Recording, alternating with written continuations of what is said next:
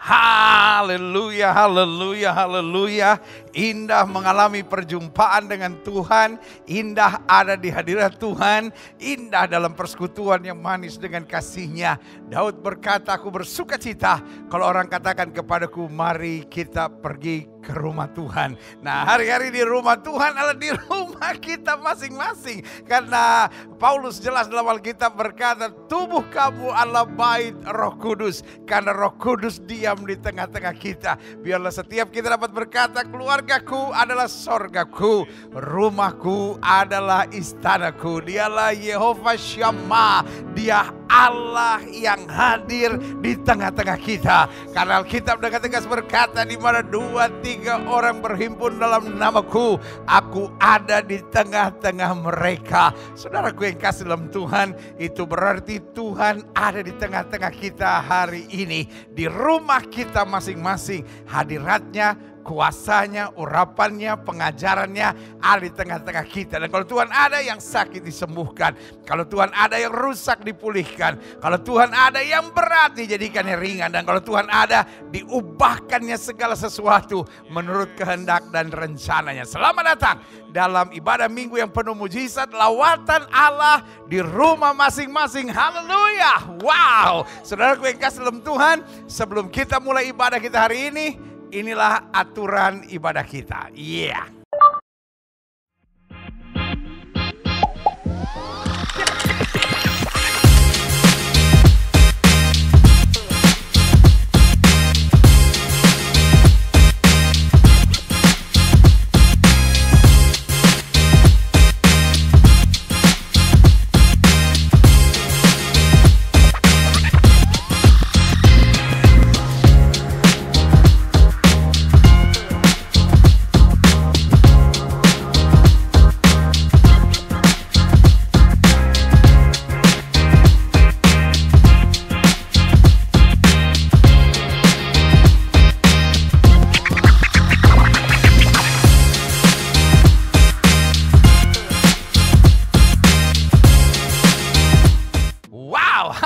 Saudara yang kasih dalam Tuhan, sekali lagi saya ingatkan, ini bukan tontonan, ini adalah lawatan Allah di rumah kita masing-masing. Karena itu pastikan kita bersemangat, pastikan Alkitab berkata di mana Roh Allah di situ ada kemerdekaan, dan pastikan kita ada sampai selesai ibadah ini, sampai kita menerima doa berkat. Karena doa berkat bukan hanya sekedar aturan gerejawi, tetapi doa berkat adalah doa yang diajarkan oleh Alkitab. Bagaimana Tuhan menyatakan kemuliaannya dan memeteraikan segala perjanjiannya buat setiap kita. Pastikan kita bersuka cita, dan saudara-saudara yang punya alat musik, ayo bersama-sama dapat mainkan alat musik saudara, menikmati hadirat Tuhan. Karena hari ini kita akan menerima lawatan Tuhan yang luar biasa. Haleluya, haleluya, haleluya. Yeah. Mari kita memuji Tuhan dan memulai ibadah kita. Haleluya.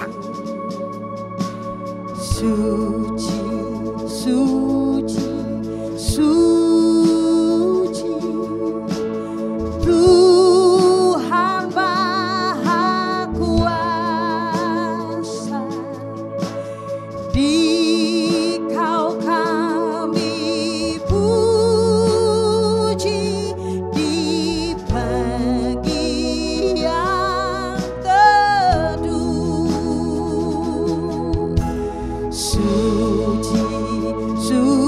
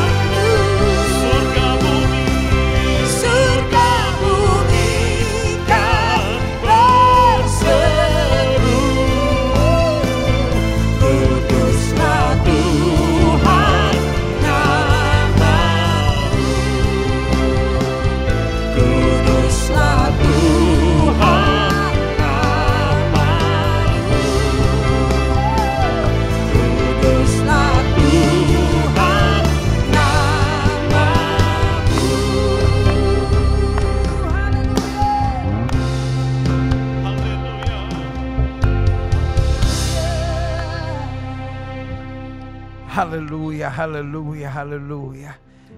Dengan bangga kami nyatakan, kami puji Engkau di pagi yang teduh. Kami puji Engkau di siang yang indah. Kami puji Engkau di malam yang larut. Pagi, siang, malam. Bagi kami Engkaulah penguasa segala sesuatu. Engkau yang menjaga kami, Engkau yang memelihara kami, Engkau yang menguatkan kami, Engkau yang menuntun kami, Engkau yang membela kami, Engkau yang menyertai kami. Dapat kami katakan, kalau kami boleh ada sebagaimana kami ada, sampai di hari Minggu terakhir di bulan September ini, semua karena anugerah Tuhan. Tuhan yang menyertai, Tuhan yang membela, Tuhan yang menguatkan, Tuhan yang membimbing, Tuhan yang memampukan kami dalam keadaan seperti hari ini. Kalau bukan Tuhan yang menyertai kami, tidak mungkin kami ada sebagaimana kami ada. Karena jika Tuhan tidak mengawal kota, sia-sialah para pengawal penjaga-jaga. Kalau bukan Tuhan yang membangun satu kemah, sia-sialah usaha orang membangunnya. Kami boleh ada sebagaimana kami ada karena anugerah Tuhan. Karena itu kembali di hari Minggu yang indah, dahsyat, penuh dengan mujizat Tuhan, kami kembali berkumpul, duduk di bawah kaki Tuhan. Karena kami tahu hanya dekat Allah saja jiwa kami tenang. Betul ada pandemi, betul ada gejolak, betul ada badai, betul ada fear engineering yang disebar di mana-mana. Ketakutan mau disebar di mana-mana. Tapi roh yang ada di dalam kami lebih besar dari roh yang alam dunia ini. Kami tahu bahwa Allah tidak pernah memberikan roh yang mendatangkan ketakutan. Kami tetap tenang. Betul protokol kesehatan kami jalankan, tetapi kami tidak takut. Karena roh di dalam kami lebih besar dari roh yang alam dunia ini. Kami tetap memuji-muji Tuhan, kami tetap mengabarkan Injil, kami tetap menjadi saksi Tuhan, kami tetap melakukan yang terbaik dalam hidup kami. Karena kami tahu tidak satu utas rambut kami jatuh tanpa seizin Tuhan. Tuhanlah yang membela kami, menguatkan kami, menyertai kami, dan menjamin tidak ada kekuatan musuh yang akan membahayakan kami, termasuk COVID-19 dan berbagai badai yang terjadi. Karena kami pegang Roma 8 ayat 28, Allah turut bekerja dalam segala perkara untuk mendatangkan kebaikan. Kami masih di rumah kami masing-masing beribadah. Kami tahu ada maksud Tuhan. Kalau sampai sebegini lama kami masih tetap harus beribadah di rumah kami masing-masing. Kami tahu ada maksud Tuhan untuk pemulihan keluarga kami. Ada maksud Tuhan untuk lawatan Allah di keluarga kami. Sehingga keluarga kami adalah sorga buat kami. Dan rumah kami adalah istana buat kami. Dan kami percaya Tuhan akan mendatangkan pemulihan besar-besaran. Karena janji firman Tuhan, satu orang bertobat, seluruh isi rumah tangga diselamatkan. Apatah lagi tiap hari Minggu ada ibadah berlangsung di rumah kami masing-masing. Berarti tabut perjanjian Tuhan ada di tengah-tengah kami. Hadirat Tuhan ada di tengah-tengah kami. Kami percaya sesuatu yang dahsyat pasti Tuhan kerjakan. Inilah bagian pemulihan akhir zaman. Bahwa Tuhan sedang mau memulihkan melalui keluarga-keluarga kami masing-masing. Biarlah hari ini, lewat doa-doa kami, lewat puji-pujian kami, lewat firman, lewat seluruh rangkaian ibadah, sampai doa berkat hari ini, kami percaya ada lawatan Tuhan, ada kasih Tuhan, ada urapan Tuhan, ada jamahan Tuhan. Karena itu, mampukan kami untuk fokus pada ibadah ini di rumah kami masing-masing. Menerima kehadiran Tuhan dan lawatan Tuhan di rumah kami masing-masing ini. Dengan hati yang terbuka, dengan hidup yang sungguh-sungguh buat Tuhan. Sehingga kami tidak lagi menyebut ini rumah kami. Kami menyebut ini sebagai Bethel. Kami menyebut ini sebagai the gates of heaven, pintu gerbang sorga. Karena Tuhan melawat kami di rumah kami masing-masing. Terima kasih Bapa. Bimbing kami masuk hadirat-Mu untuk dapat menikmati sukacita ibadah hari ini dan lawatan Tuhan yang luar biasa. Karena itu kami semua yang melayani, penuhi kami dengan hadirat Tuhan. Bungkus kami semua dengan kuasa darah-Mu. Sehingga kami semua memancarkan kemuliaan Tuhan. Dan kami berjanji hanya satu nama di atas segala nama yang kami tinggikan, yaitu Yesus Kristus Tuhan. Yang Alkitab berkata harinya akan tiba, setiap lutut akan bertelut, setiap lidah akan mengaku Yesus Kristus itu Tuhan. Haleluya. Karena itu kami mulai seluruh ibadah kami ini di dalam nama Tuhan Yesus Kristus yang telah mengajarkan kami berdoa. Naikkan doa ini bersama-sama. Bapa kami yang di surga, dikuduskanlah namamu, datanglah kerajaanmu, jadilah kehendak-mu di bumi seperti di sorga. Berikanlah kami pada hari ini makanan kami yang secukupnya, dan ampunilah kami akan kesalahan kami, seperti kami juga telah mengampuni orang yang bersalah kepada kami. Dan janganlah membawa kami ke dalam pencobaan, tapi lepaskanlah kami daripada yang jahat. Karena Engkaulah yang mempunyai kerajaan dan kuasa dan kemuliaan sampai selama-lamanya. Sama-sama kita percaya, katakan amin. Berikan tepuk tangan yang meriah buat Tuhan. Haleluya. Kan saya sudah bilang, ibadah ini bukan tontonan, ibadah ini ibadah interaktif. Setiap saudara harus semangat mengikutinya. Ayo berikan tepuk tangan yang meriah buat Tuhan. Haleluya, haleluya, haleluya, haleluya. Saya jemput kita semua bangkit berdiri. John dan Thea, pasangan suami istri yang luar biasa dengan tim musik, siap mengajak kita untuk meninggikan, memuji, memuliakan Tuhan. Ayo bersorak bersama. Haleluya. Yeah. Firman Tuhan katakan, orang yang berlindung pada Tuhan pasti akan bersorak-sorai.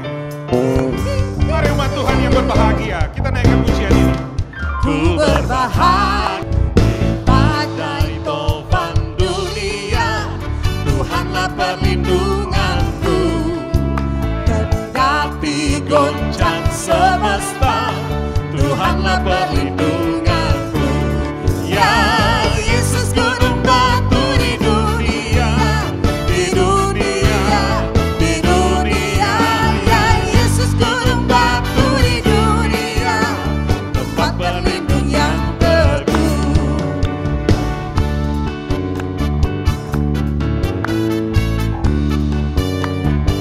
Baik siang maupun malamlah, Tuhanlah perlindunganku. Niscaya takutmu lenyap, Tuhanlah perlindunganku.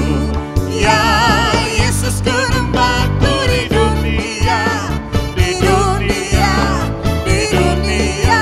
Ya Yesus gunung batu di dunia, tempat berlindung yang teguh. Ya Yesus gunung batu di dunia, di dunia.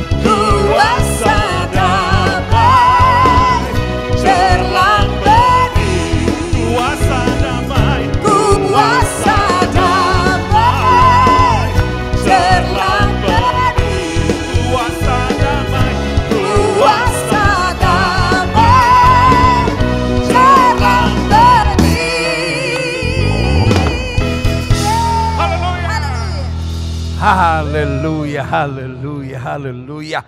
Tuhan adalah gembalaku. Haleluya. Dia bimbing kita ke padang rumput yang hijau, mata air yang tenang. Bahkan Alkitab berkata melewati lembah kekelaman. Atau terjemahan lamanya berkata melewati lembah bayang maut. Dan saudaraku yang kasih dalam Tuhan, hari-hari ini saya khawatir kita sedang melewati lembah bayang maut. Karena setiap berita, setiap hari mengabarkan setiap orang segini sudah terpapar, sekian sudah meninggal. Tiap hari berita ketakutan sedang disebar. Saya khawatir ini ada konspirasi tertentu yang memang mau menebarkan berita ketakutan. Saudaraku yang kasih dalam Tuhan, belum pernah ada cerita berita ketakutan disebar di mana-mana. Tetapi hari ini gereja tetap memberitakan jangan takut. Betul badai harus kita lewati. Tapi Alkitab berkata singa dan ular tedung akan kau langkahi. Engkau akan menginjak anak singa dan ular naga. Apalagi virus yang bernama corona.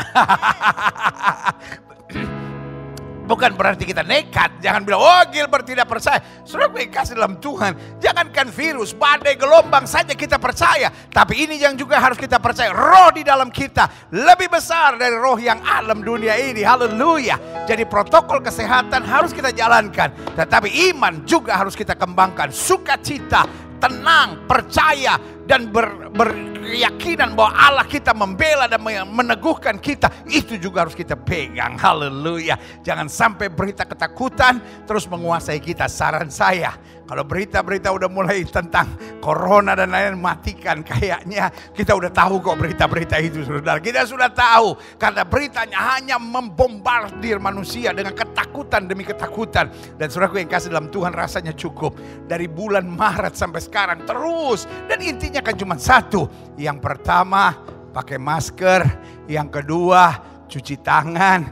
Yang ketiga, jaga jarak. Tapi pakai masker juga jangan sehari-harian. Karena kalau pakai masker sehari-harian, maka yang kita hirup selalu karbon dioksida, saudara-saudara. Jadi juga harus punya waktu untuk lepas masker, saudara-saudara, ya kan. Orang Sangir bilang masaker. Pendeta jangan lupa pakai masaker. Teman saya bilang, pendeta sudah pakai Marquez.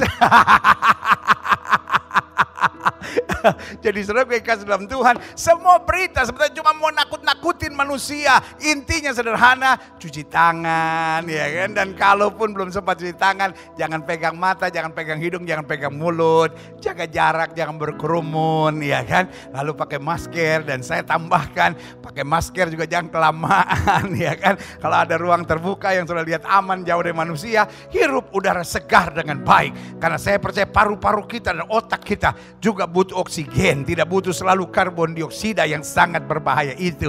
Jadi saudaraku yang kasih dalam Tuhan, stop dengar berita-berita tentang corona, stop dengar berita-berita tentang COVID, karena ini dapat justru dapat melemahkan imun saudara, dapat membuat sel-sel tubuh saudara berontak. Tapi ini saatnya kita dengar firman Tuhan, kita memuji Tuhan, kita tahu ada bahaya di depan kita dan kita bukan orang-orang bodoh.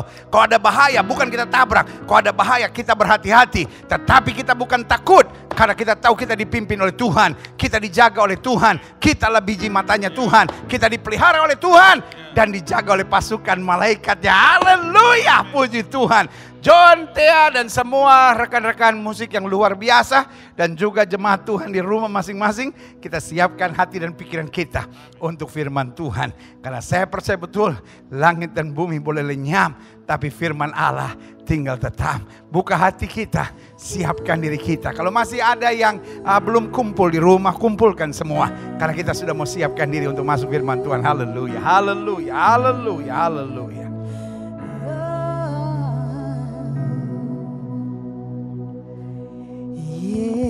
Yesus, ku mau menyatakan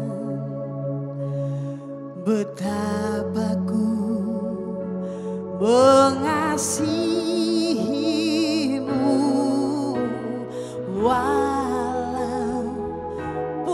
masalah ada, namun tak melebihi kekuatanku. Yesus, ku mau menyatakan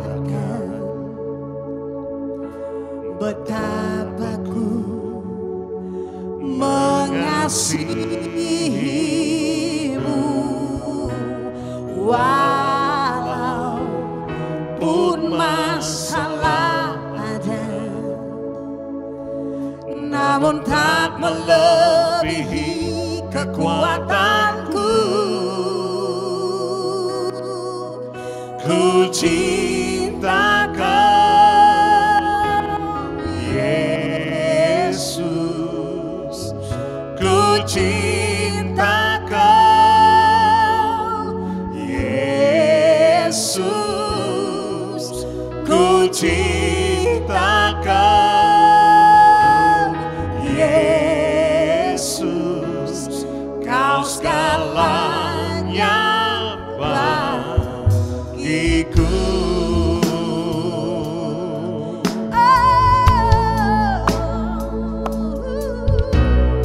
Yesus, ku mau menyatakan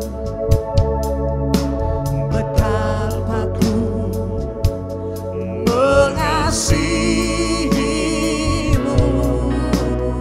Walaupun masalah ada, namun tak melebihi kekuatanku.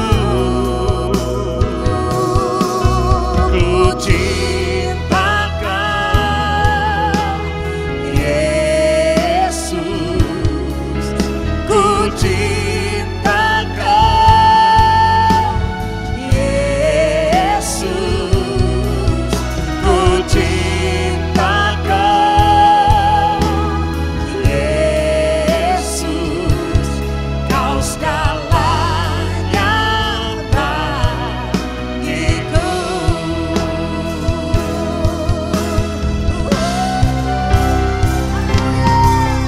Ku cinta Kau, Yesus. Ku cinta Kau, Yesus. Ku cinta Kau, Yesus. Kau segalanya bagiku. Ku cinta Kau, ku cinta Kau, Yesus. Ku cinta Kau, Yesus. Ku cinta Kau, Yesus. Kau segalanya bagiku.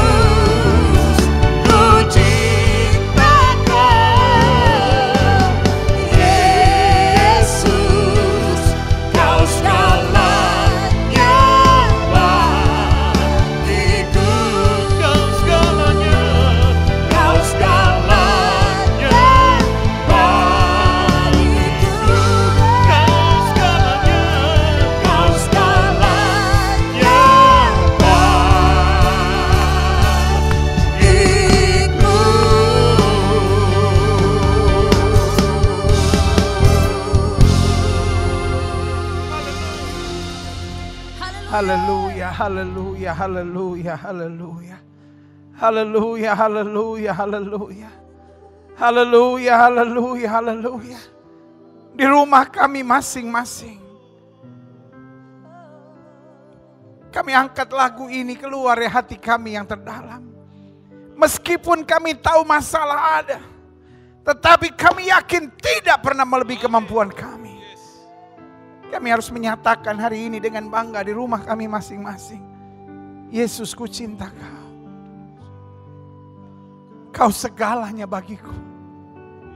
Kau yang menguatkan aku tatkala aku lemah. Kau yang angkat aku tatkala aku jatuh. Kau yang bela aku tatkala aku tersudut. Kau yang kuatkan aku ketika aku dalam susah. Engkau yang mengajar aku tatkala aku berjalan dalam langkah-langkah yang bodoh. Engkau yang kembalikan aku ketika aku tersesat. Engkau yang mampukan aku ketika aku berkata aku tidak mampu. Dan dengan bangga hari ini, aku katakan, aku bangga punya Tuhan seperti Yesus. Terima kasih. Berkali-kali kami mengecewakan Tuhan, tapi Tuhan tidak pernah mengecewakan kami. Berkali-kali kami buat yang salah, tapi Tuhan tidak pernah melakukan yang salah. Berkali-kali kami berontak, tapi Engkau tetap Tuhan yang melindungi, mengasihi, bahkan memeluk kami dengan anugerah-Mu. Kalau bukan karena Tuhan, tidak akan kami ada sebagaimana kami ada. Tuhan yang bimbing, Tuhan yang ajar, Tuhan yang kuatkan, Tuhan yang mampukan. Bahkan ketika kami jatuh, Tuhan yang angkat. Ketika kami berdosa, Tuhan yang ampuni.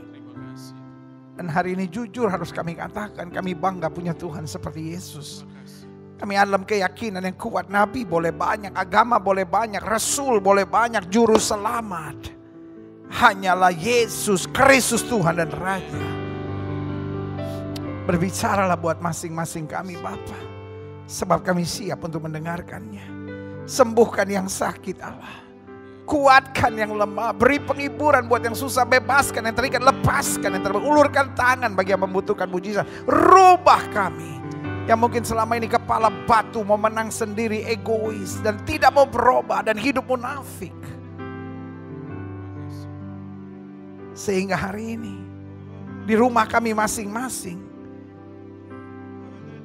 bukan sekedar puji-pujian, bukan sekedar doa, bukan sekedar firman yang kami terima, tapi di rumah kami masing-masing kami mengalami perjumpaan dengan Yesus lewat roh dan firman-Mu. Dan kami tahu, kami percaya orang yang berjumpa dengan Yesus tidak pernah akan dikecewakannya. Haleluya. Bersama-sama kita katakan amin. Beri tepuk tangan yang meriah buat Tuhan. Haleluya, haleluya, haleluya. Wow, yeah. Silahkan duduk. Tuhan memberkati Bapak Ibu Saudara sekalian. Haleluya. Wow, saudara yang kasih dalam Tuhan, di mana roh Allah, di situ ada kemerdekaan. Jadi saudara yang kasih dalam Tuhan, di rumah kita masing-masing jangan jaim saudara. Waktunya memuji Tuhan, pengen berdiri, berdiri saudara. Ada alat musik mau dimainkan, silahkan saudara. Saya mau betul-betul jadikan rumah kita adalah pesta surgawi, di mana kita beribadah, memuji, memuliakan Tuhan bersama-sama. Haleluya. Dan kalau daerah sudah sangat aman, saudara juga boleh kumpulkan teman sekitar atau kumpulkan keluarga-keluarga lainnya, ya kan, biar lebih semangat lagi memuji-muji Tuhan. Jadi rumah kita masing-masing menjadi center-center sukacita hadirat Tuhan, di mana lawatan Tuhan terjadi. Haleluya. Wow, Tuhan Yesus baik saudara. Pegang Alkitab di tangan kanan, ketinggi lewat kepala. Tadi kita mengakui Alkitab kita sebagai otoritas tertinggi dalam kehidupan iman kita. Kita mau ucapkan bersama apa yang kita akui sebagai pengakuan iman kita. Sama-sama bilang sama saya, sesuai dengan kesaksian Alkitab ini, aku percaya Allahku Esa, Maha Kuasa dan Maha Besar. Aku percaya Yesus Kristus adalah Allah sendiri yang telah menjadi sama dengan manusia. Ia adalah juru selamat yang bertanggung jawab dan mengasihi aku. Aku percaya Roh Kudus adalah Roh Allah sendiri yang senantiasa menyertai dan membimbing kehidupanku. Aku percaya Alkitab ini adalah firman Allah yang akan senantiasa menjadikan hidupku kudus, berkemenangan, diberkati, penuh mujizat, dan selalu menjadi berkat. Amin. Great, haleluya. Wow, saudara yang kasih dalam Tuhan, kita masih dalam pembahasan kita 33 hal dahsyat tentang salib, saudara. Wow, ya kan? Kita nggak akan habis-habis berbicara tentang salib, karena selalu saya bilang the cross is the center of Christianity. Salib adalah pusat kekristenan kita. Tanpa pemahaman tentang salib, maka kekristenan hanya agama. Tetapi justru karena salib, kita percaya pada Yesus yang mati dan dibangkitkan. Lalu Yesus yang dibangkitkan itu naik ke sorga. Lalu Yesus yang naik ke sorga itu memberikan Roh Kudusnya buat kita. Dan Yesus yang ada di sorga menyediakan tempat buat kita. Supaya di tempat di mana dia berada, kita berada sampai selama-lamanya. Berarti cross is the center of our faith. Cross is the center of Christianity. Salib adalah pusat iman kita. Salib adalah pusat kekristenan kita. Jangan sampai berkat menjadi pusat iman kita. Oh, hidup Kristen diberkati. Amin. Tetapi berkat mulainya juga dari salib. Tanpa salib tidak ada berkat, tidak ada anugerah, tidak ada kemenangan, tidak ada mujizat. Berarti bukan berkat, bukan mujizat, bukan kelimpahan, bukan kekayaan, bukan bahkan jawaban-jawaban doa, bahkan bukan kuasa, bukan karunia yang menjadi pusat kekristenan. Pusat kekristenan tetap adalah salib. Dari salib terpancar anugerah, dari salib terpancar kemenangan, dari salib terpancar pengampunan dosa, dari salib juga dicurahkan karunia-karunia Allah yang luar biasa. Yang saya katakan, yeah, yes. Kita masuk pada bagian ke-21 hari ini. Dan yang menarik saya pelajari, salib bukan hanya berbicara hal-hal yang dahsyat dalam hidup kita. Dia mengampuni dosa, dia menjamin kemenangan kita, dia menjamin kekuatan buat kita, dia menjamin Roh Kudus disediakan buat kita, dia menjamin bahwa kuasa Allah menyertai kehidupan kita. Tetapi salib juga membuang kebodohan-kebodohan kita. Wow, apa hubungannya? Mari kita sama-sama buka Alkitab kita, ya kan? Dalam 1 Korintus pasal 2, 1 Korintus pasal 2, kita mau sama-sama pelajari mulai dari ayat yang kedua, mulai dari ayat yang ke-6 maksud saya, sampai ayat yang ke-16. 1 Korintus pasal 2, ayat 6 sampai 16 berbicara tentang hikmat yang benar. Jadi judul perikopnya adalah hikmat yang benar. Sungguh pun demikian, kami memberitakan hikmat. Yes, sama-sama bilang sama saya hikmat. Ayo dong. Lemes saudara. Iya kan, saya bingung saudara. Sudah dari bulan Maret kita bersama-sama, come on. Iya kan, biasakan interaktif saudara. Iya kan, itu yang membedakan nonton YouTube. Ungke. Mau kemana ngana? So pakai dasi, so rapi sekali ngana Jarang talian ngana rapi begitu. Mau nonton mak? Nonton apa? Nonton film mak? Di mana? Di YouTube mak. Itu yang membedakan menonton atau beribadah saudara. Sekarang kita bukan sedang menonton, kita sedang beribadah. Amin. Jadi ayo interaktif saudara, interaktif. Seperti saudara sedang ada di gereja dan berbicara langsung dengan hamba Tuhan saudara, ya kan? Karena saudara yang kasih dalam Tuhan, biasanya saya berbicara langsung pada jemaat di depan saya. Tapi hari ini lihat, kursi-kursi ini kosong dan masih kosong saudara, ya kan? Nggak ada yang dudukin, jadi terpaksa saya yang dudukin di sini, ya kan? Habis gimana kalau enggak, ya kan? Kalau enggak, kalau enggak ada yang dudukin, lama-lama mau bakimu. Bagimu. Belum mood saudara, ya kan? Saudara yang kasih dalam Tuhan, ayo sama-sama bilang sama saya hikmat. Ayo sama-sama bilang sama saya hikmat. Amin. Ayat ini bilang, sungguh pun demikian kami memberitakan hikmat di kalangan mereka yang telah matang. Amin.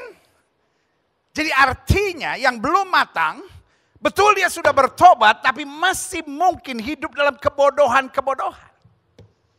Makanya Alkitab bilang yang baru bertobat jangan melayani dulu. Bukan berarti orang baru bertobat masih cetek. Bukan itu maksud firman Tuhan. Tapi orang yang baru bertobat belajar dulu. Didisiplin dulu. Diproses dulu. Dibentuk dulu. Tetapi yang sudah matang, yiha. Bukan hanya dia sudah bertobat, bukan hanya dia sudah cinta Tuhan, tapi dia harus membuang segala kebodohannya dan sekarang shifting Iya kan? Masuk pada kehidupan yang berbeda, kehidupan dalam misi kerajaan Allah, kehidupan yang berjalan dalam standar kerajaan Allah, iya kan? Dan itu artinya dibimbing oleh hikmat. Sama-sama bilang sama saya, hikmat. Sungguh pun demikian kami memberitakan hikmat di kalangan mereka yang telah matang. Bukan yang baru bertobat, tapi yang udah diproses, yang udah dibentuk, yang udah dibersihkan, dicuci segala otak, hati, jiwanya. Sehingga fokusnya bukan hanya berkat, fokusnya bukan hanya kesenangan, fokusnya bukan hanya kenikmatan, fokusnya bukan hanya hal-hal daging, tapi fokusnya kerajaan Allah, menyenangkan hati Tuhan, dan keselamatan buat jiwa-jiwa. Itu yang Alkitab bilang telah matang. Yaitu hikmat yang bukan dari dunia ini. Bukan seperti hikmat para pengusaha, bagaimana supaya saya kaya, bagaimana supaya saya sukses, bagaimana supaya saya berhasil, bagaimana supaya saya dihormati orang, disenangi orang. Beda, itu hikmat dunia. Memang banyak orang membutuhkan hikmat dunia. Tapi hikmat dari sorga di atas segala-galanya. Karena hikmat dari sorga artinya meluaskan kerajaan Allah, menyenangkan hati Tuhan, menyelamatkan jiwa-jiwa, dan jadi berkat dimanapun kita ada. Itulah hikmat dari sorga. Sungguh pun demikian kami memberitakan hikmat di kalangan mereka yang telah matang. Yaitu hikmat yang bukan dari dunia ini dan yang bukan dari penguasa-penguasa dunia ini. Yaitu penguasa-penguasa yang akan ditiadakan, yang akan berakhir. Tetapi yang kami beritakan ialah hikmat Allah. Sama-sama bilang sama saya, hikmat Allah. Hikmat yang dimensinya lebih tinggi daripada sekedar hikmat dunia. Hikmat Allah yang tersembunyi dan rahasia yang sebelum dunia dijadikan telah disediakan Allah bagi kemuliaan kita. Bukan bagi kemuliaan Allah, bagi kemuliaan kita. Artinya untuk kebaikan kita. Supaya saya dapat mengecap kemuliaan yang Allah sediakan. Karena kita diciptakan segambar serupa dengan kita. Jangan langsung kalimat saya dipotong lalu dibahas. Wah, Gilbert bicara tentang kemuliaan kita. Alkitab yang bahas. Saya cuma menjelaskannya. Bukan saya mengajarkan tentang kemuliaan kita, tetapi Alkitab yang mengajar. Kalau kita hidup dalam kemuliaan Allah, dalam hikmat Allah, maka kita akan disediakan kemuliaan kita. Apa artinya kemuliaan kita? Hidup kita menyenangkan hati Tuhan, hidup kita memuliakan Kristus, hidup kita meluaskan kerajaan Allah, hidup kita jadi berkat buat banyak orang, dan hidup kita memenangkan jiwa bagi kerajaan sorga. Yang setuju katakan, yeah. Amin. Jadi kemuliaan kita bukan bicara kekayaan, kelimpahan, kehebatan kita. No. Bicara kita masuk dalam plan of God. Kita masuk dalam kepenuhan rencana Allah yang sempurna. Kita lihat selanjutnya. Tidak ada dari penguasa dunia ini yang mengenalnya. Penguasa dunia ini, orang-orang kaya di dunia ini, para konglomerat di dunia ini mungkin punya hikmat dunia. Tapi bukan hikmat Allah. Amin. Karena Alkitab udah bilang tidak ada di penguasa dunia ini mengenalnya. Sebab kalau sekiranya mereka mengenalnya, mereka tidak menyalibkan Tuhan yang mulia. Artinya apa? Kebodohan yang membuat kita menolak salib. Kebodohan yang membuat kita menyalibkan Kristus. Amin. Dan kebodohan juga yang membuat kita tidak mau menerima anugerah rahmat yang tercurah dari salib.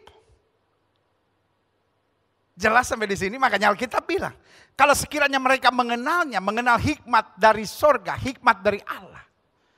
Mereka tidak menyalibkan Tuhan yang mulia, artinya mereka akan menerima salib itu, kuasanya, anugerahnya dan berkat dari salib itu. Ayat 9. Tapi seperti ada tertulis, apa yang tidak pernah dilihat oleh mata dan tidak pernah didengar oleh telinga dan yang tidak pernah timbul dalam hati manusia, semua yang disediakan Allah untuk mereka yang mengasihi Dia. Amin. Itulah hikmat dari Allah. Dan hikmat dari Allah itu fokusnya adalah salib. Makanya Alkitab berkata, yang membedakan hikmat dari Allah maupun hikmat dari dunia ini adalah salib. Dari pengalaman-pengalaman hidup. Dari jatuh bangunnya hidup, dari kesiapan mau belajar, ada hikmat tapi hikmat dunia. Makanya ada pengusaha-pengusaha, ada penguasa-penguasa, ada orang-orang hebat di muka bumi. Meskipun gak mengenal Tuhan. Tapi mereka adalah orang-orang yang mendapatkan dan meraih hikmat yang dari dunia, kata Alkitab. Tapi mereka tidak akan mengenal salib. Karena salib bagi dunia ini adalah kebodohan. Bagaimana Allah menjadi sama dengan manusia lalu mau merelakan diri salib demi dosa manusia, nggak masuk akal. Tapi ini bukan bicara tentang akal, makanya Alkitab bilang orang benar akan hidup oleh iman. Dan iman berpusat pada salib. Dan salib itu yang memampukan kita membuang segala kebodohan kita, menerima rahmatnya, menerima kekuatannya, menerima tuntunannya, dan meraih jaminan kepastian dari sorga. Yang setuju katakan, yeah. Yeah. Makanya ayat 9 bilang, apa yang tidak pernah dilihat oleh mata, tidak pernah didengar oleh telinga, dan yang tidak pernah timbul dalam hati manusia, semua yang disediakan Allah untuk mereka yang mengasihi Dia, untuk mereka yang mau dibimbing oleh hikmat Allah dan kuasa dari salib itu. Ayat 10. Karena kepada kita Allah telah menyatakannya oleh Roh. Sebab Roh menyelidiki segala sesuatu, bahkan hal-hal yang tersembunyi dalam diri Allah, hal-hal yang kita nggak ngerti, hal-hal yang kita nggak pernah lihat. Itu sebabnya kita membuang segala kebodohan, kita masuk dalam kehidupan, dalam hikmat. Ayat 11. Siapa gerangan di antara manusia yang tahu apa yang terdapat dalam diri manusia selain roh manusia itu sendiri yang ada dalam dia? Demikian pula lah tidak ada orang yang tahu apa yang terdapat dalam diri Allah selain roh Allah. Salib memungkinkan dia mati dan naik ke sorga. Dan karena itu dia naik ke sorga, dia menyediakan Roh Kudusnya. Dan Roh Kudusnya, Roh Allah itu membimbing kita dalam hikmat Allah. Supaya kita dapat hidup menurut standar ilahi. Berbeda sama pengetahuan teologi yang membuat seseorang merasa diri mampu dan akhirnya kemudian berdebat. Tapi orang yang dibimbing Roh Allah diberikan kemampuan untuk menyelamatkan jiwa, diberikan kemampuan untuk mengasihi, diberi kemampuan untuk bertindak, diberi kemampuan untuk melakukan segala kehendak Allah. Yang setuju katakan kehendak Allah. Amin. Banyak orang pikir pengetahuan itu cukup. Tapi Alkitab bukan hanya bicara pengetahuan, Alkitab bicara tentang Roh Allah. Dan Roh Allah ini akan menuntun kita untuk menggali kebenaran dengan lebih sungguh-sungguh lagi. Supaya kita apa? Meluaskan kerajaan Allah. Supaya kita meninggikan Kristus. Supaya kita menyelamatkan jiwa-jiwa.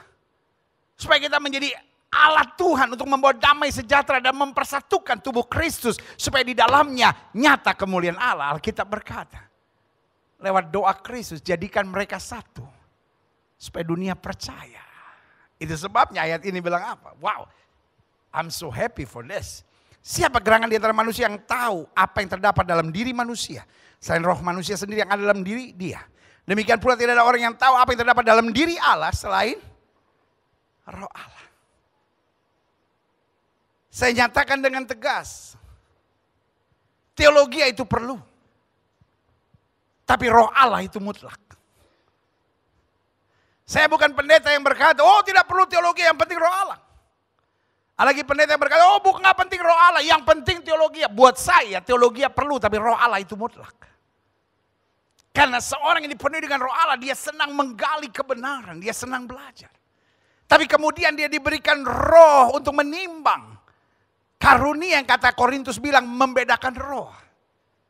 Mana roh daging yang hanya menjadikan Alkitab sebagai ilmu. Dan mana Roh Allah yang menjadikan Alkitab sebagai kebenaran makanan rohani untuk mempertumbuhkan dia, menjadikan dia dan mendorong dia semakin hari serupa dengan Kristus. Yang setuju katakan yeah. Jelas. Kalau kita hanya menyelidiki Alkitab sebagai bagian dari ilmu, maka Alkitab tidak ada bedanya dengan Aljabar. Alkitab tidak ada bedanya sebagai buku sejarah. Alkitab tidak ada bedanya sebagai buku geografi. Tapi Alkitab berbeda, makanya disebut kitab suci. Karena untuk menyelidikinya bukan hanya dibutuhkan sekolah dan otak. Tapi dibutuhkan hati, iman, dan keterbukaan akan pimpinan Roh Allah. Amin. Saya berdoa supaya kebenaran ini tertanam dalam diri saudara dan saudara mendapat maksud ilahi di dalamnya. Haleluya. Klik. Kita tidak menerima roh dunia. Tapi roh yang berasal dari Allah supaya kita tahu Bukan tahu sekedar apa tentang Alkitab, tapi tahu tentang apa yang dikaruniakan Allah kepada kita. Baik berkat maupun tanggung jawabnya. Ada banyak orang yang cuma sibuk berkatnya. Oh, dalam Tuhan ada berkat ini, ada berkat ini. Amin. Tapi juga ada tanggung jawab. Bahwa tanggung jawabnya pergi. Jadikan sekalian bangsa muridku.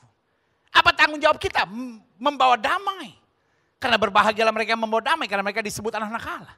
Apa tanggung jawab kita? Mempersatukan tubuh Kristus. Bukan memecah-mecahkannya. Apa tanggung jawab kita? Memuliakan Kristus. Karena kita berkata kalau kita meninggikan Kristus, Dia akan menarik banyak orang kepadanya. Apa tanggung jawab kita untuk hidup suci? Karena Alkitab bilang kuduskan dirimu hari ini, maka besok Tuhan akan melakukan perbuatan-perbuatan yang gagah perkasa. Yang setuju katakan amin. Sama-sama bilang saya punya tanggung jawab. Ayah, semangat dong. Bilang saya punya tanggung jawab. Taruh tangan kanan sudah di dada.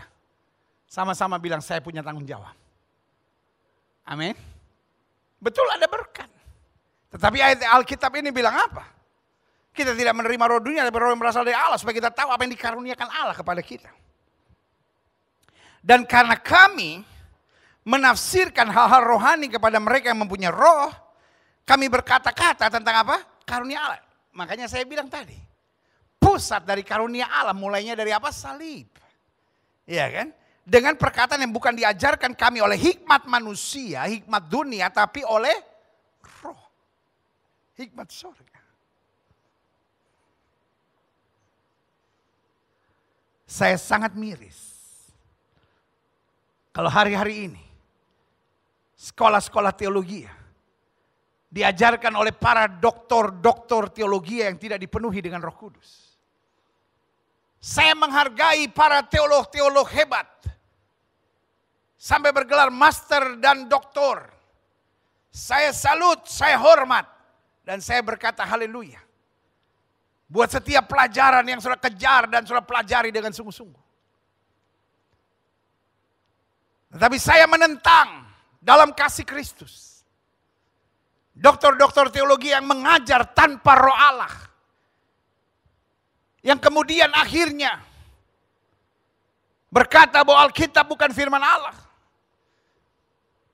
Yang kemudian akhirnya berkata LGBT itu normal. Saudaraku yang kasih dalam Tuhan.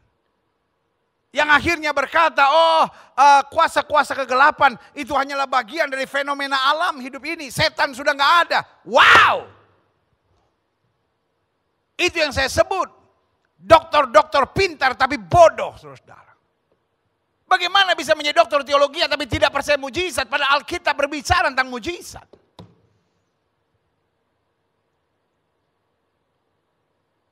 Saya percaya di akhir zaman Allah akan membangkitkan doktor-doktor teologi yang penuh dengan Roh Kudus.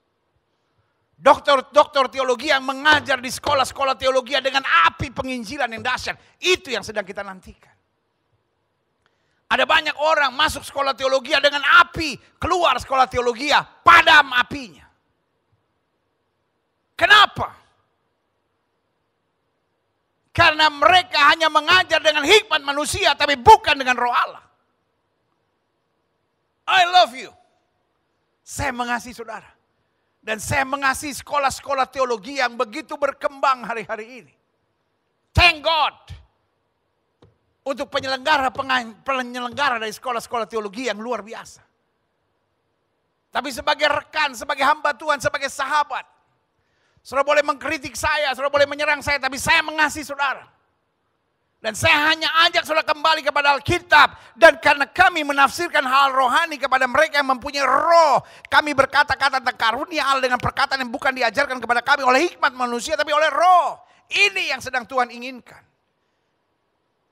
Kegerakan besar terjadi bukan sekedar karena dibukanya sekolah-sekolah teologi, tapi kegerakan besar akan terjadi ketika sekolah-sekolah teologi dilawat oleh Tuhan, para doktornya, para teolog-teolognya dipenuhi dengan roh Allah dan mengajar dengan kuasa Allah. Yang setuju katakan amin.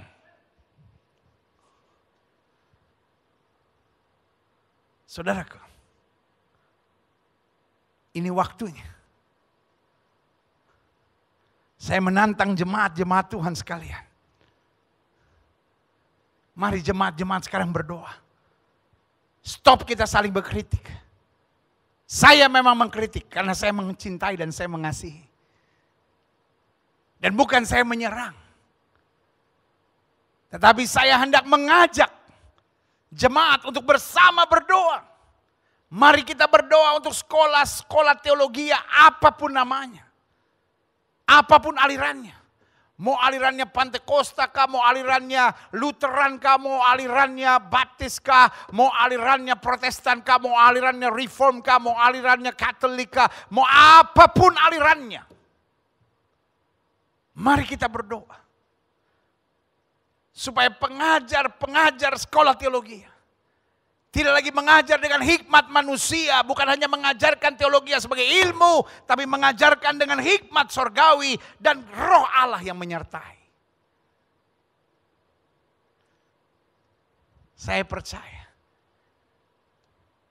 di akhir zaman, kalau setan tidak bisa menghambat orang untuk melayani, setan membuat orang melayani tanpa urapan.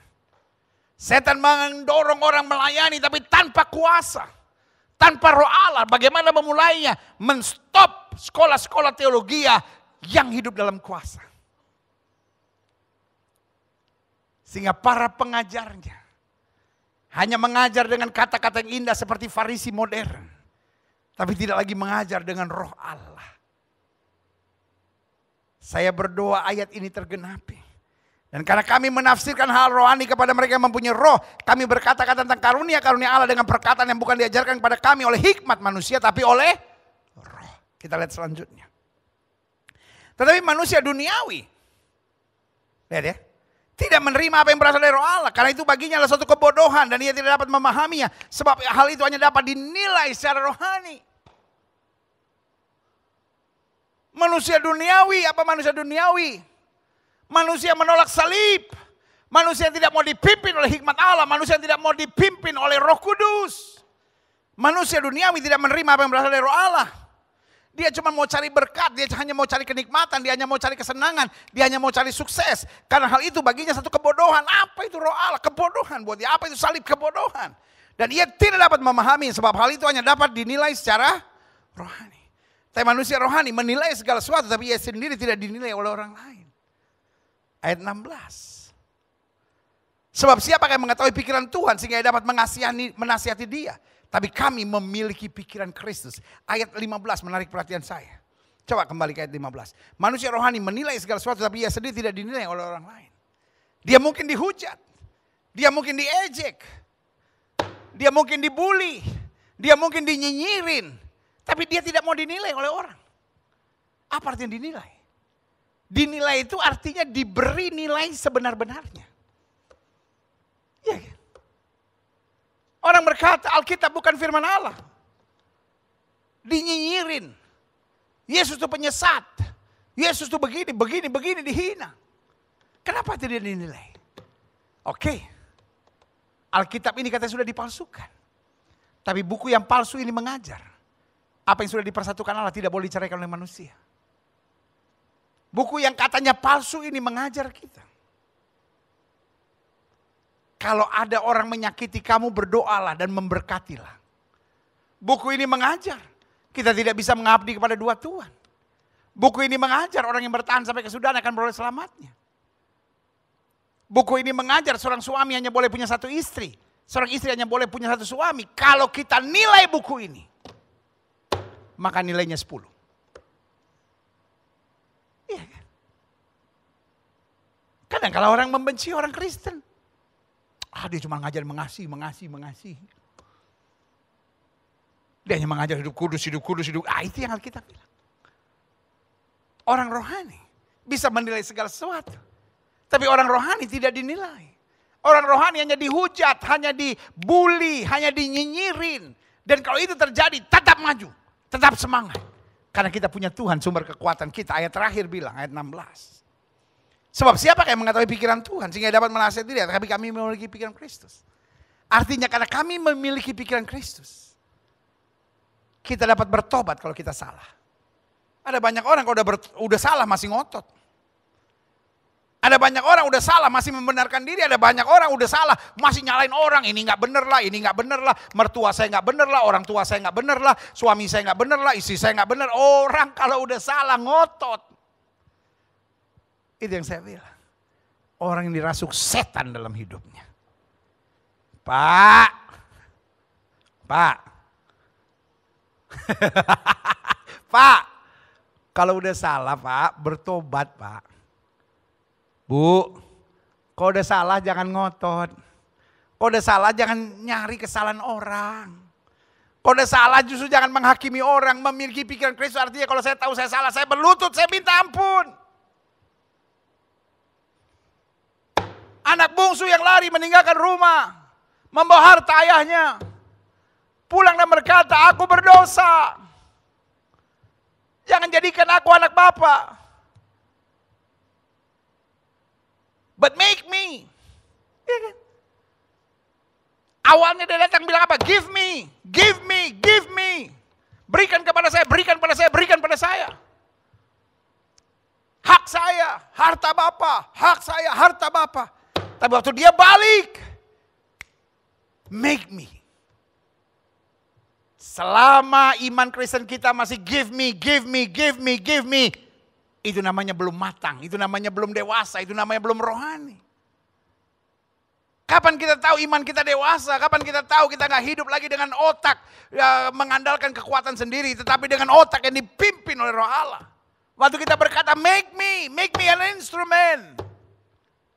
Jadikan aku alat, jadikan aku berkat, jadikan aku pemenang-pemenang jiwa bagi kerajaan sorga, jadikan aku.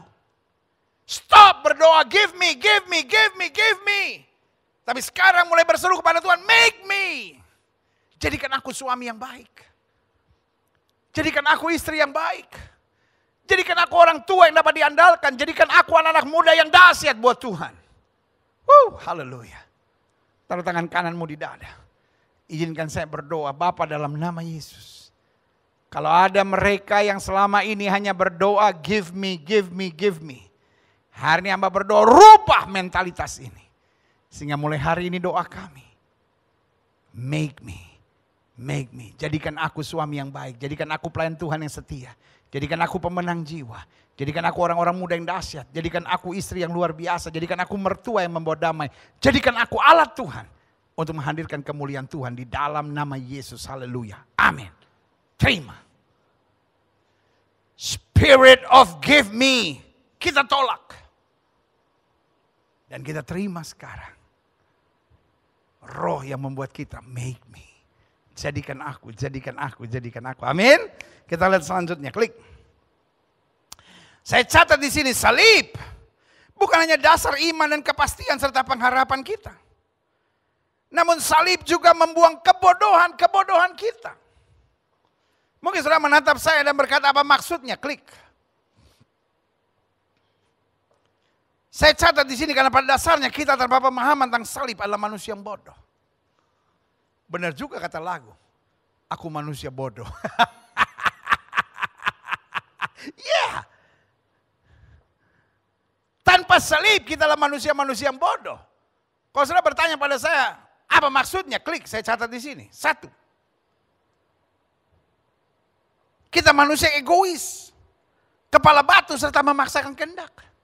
Tahukah saudara dengan egois, kepala batu dan memaksakan kehendak kita menyusahkan orang dan kita jauh dari rencana Tuhan. Saudara-saudara yang egois, saudara-saudara yang kepala batu, saudara-saudara yang memaksakan kehendak. Pokoknya kalau saya bilang merah harus merah. Kalau saya bilang biru harus biru. Kau pikir kau Tuhan ke apa? Mari kita sembah kau dalam roh dan kebenaran. Iya kan? Sorry. Saya selalu bilang. Saya hamba Tuhan yang bukan datang untuk nyenang-nyenangin hati saudara. Mungkin saya hamba Tuhan yang akan berbicara straightforward. I'm a simple servant of God. Saya hanya seorang hamba Tuhan sederhana.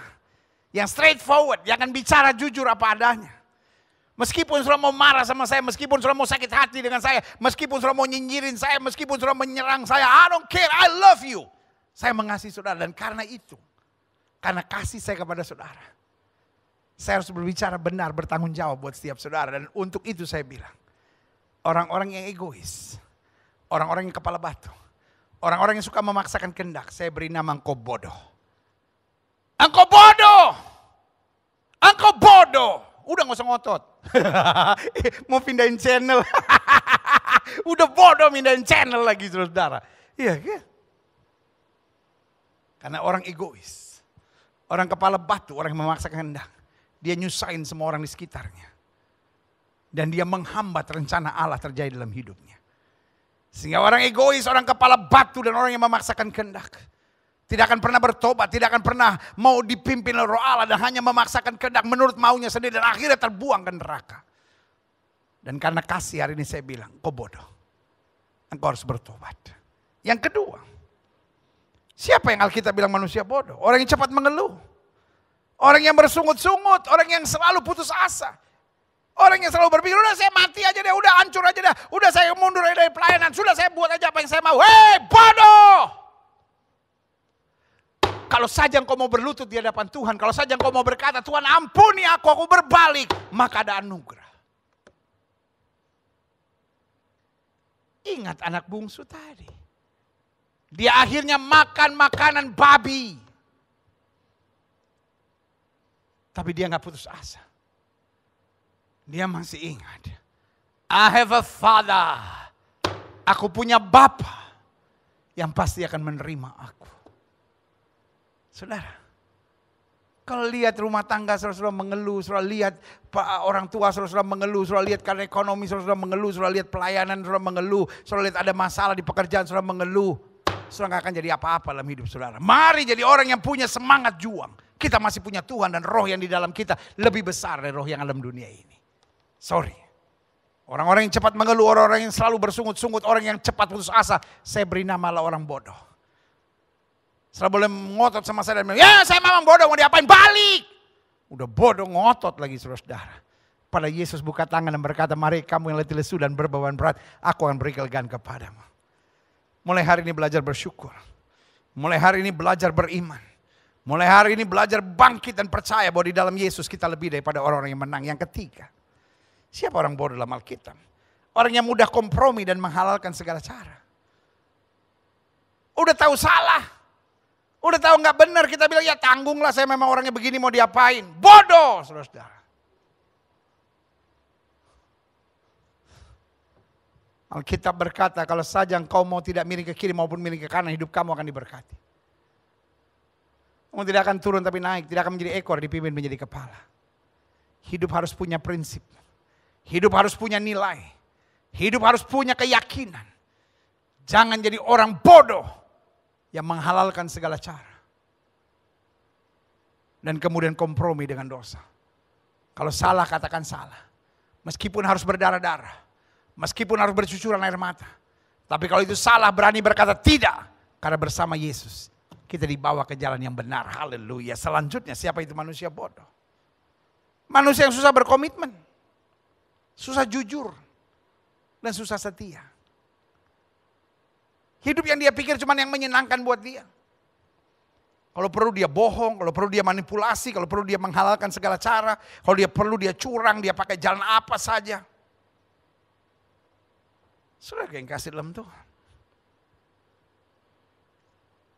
Saul adalah orang baik yang dipilih oleh Tuhan. Tetapi satu kali Samuel bilang perbuatanmu itu bodoh. Kenapa bodoh? Karena dia gak jujur. Karena dia gak setia. Dan karena dia susah berkomitmen. Akhirnya apa yang terjadi? Kerajaan ini dirampas dari hidupnya, saudaraku. Orang menganggap bohong itu sebuah kesalahan kecil. Kelemahan manusiawi. Tapi Alkitab berkata kalau kamu berdusta, iblis yang menjadi bapamu. Jangan anggap bohong itu dosa kecil. Orang yang biasa berbohong lama-lama bermanipulasi. Dan lama-lama merekayasakan segala sesuatunya. Selalu saya bilang, pembohong-pembohong itu anak setan. Pembohong-pembohong itu alat setan untuk mengacaukan banyak hal. Pada dasarnya kita, tanpa pemahaman akan salib, tanpa hikmat sorga, tanpa tuntunan roh Allah, kita menjadi orang-orang bodoh. Satu, kita egois kepala batu dan memaksakan kehendak. 2, kita cepat mengeluh, bersungut-sungut dan putus asa. 3, kita mudah kompromi dan menghalalkan segala cara. 4, kita susah berkomitmen, kita susah jujur dan susah setia. Klik. Salib membuang kebodohan kita. Saya pelajari. Apa hubungannya salib membuang kebodohan kita? Saya sempat catat di sini. Beberapa hal menarik. Dan saya simpulkan minimal. Ada 4 hal yang kita belajar dari salib. Yang pertama, karena melalui salib kita belajar untuk mengandalkan hikmat. Tanpa salib kita jadi orang yang hanya mengandalkan perhitungan logika, rasa, dan keinginan daging. Tapi waktu kita dipimpin oleh salib, maka kita terdorong untuk berkata, Tuhan, apa maksud Tuhan di balik ini? Tuhan, apa langkah yang harus saya perbuat? Tuhan, sikap apa yang harus saya ambil? Tuhan, jalan apa yang harus saya tempuh? Dan ketika kita dibimbing dengan hikmat Tuhan, maka Alkitab dengan tegas berkata, apa yang mata tidak pernah lihat, apa yang telinga tidak pernah dengar, apa yang tidak pernah timbul dalam hati, itu yang Tuhan sediakan buat orang yang mengasihi Dia. Haleluya. Yang kedua, salib membuang kebodohan kita, karena melalui salib kita belajar untuk dipimpin bukan dengan roh dunia namun roh Allah. Roh dunia atau roh manusia hanya membuat kita berpikir bagaimana kaya, bagaimana puas, bagaimana enak, bagaimana nikmat, bagaimana senang, bagaimana mendapatkan semua yang kita harapkan. Supaya kita dapat berkompetisi dengan orang lain dan membuat diri kita lebih hebat dari orang lain. Tapi roh Allah membuat kita, 1, meluaskan kerajaan Allah. 2, selalu memuliakan Kristus. 3, selalu memenangkan jiwa bagi kerajaan sorga. 4, selalu membawa damai. 5, selalu mempertahankan hidup kudus. Karena Alkitab berkata, kuduslah kamu sebab aku itu kudus. Haleluya. Selanjutnya, karena melalui salib kita belajar. Apa hubungannya salib bisa membuang kebodohan kita? Karena melalui salib kita belajar untuk menjauhkan diri dari asumsi. Karena menafsirkan segalanya secara roh. Alkitab dengan tegas berkata, kami menafsirkan segalanya dengan roh. Ada pepatah bahasa Inggris yang berkata, assumption is the mother of confusion. Di mana ada asumsi, yang timbul kebingungan-kebingungan. Banyak rumah tangga bercerai kenapa asumsi.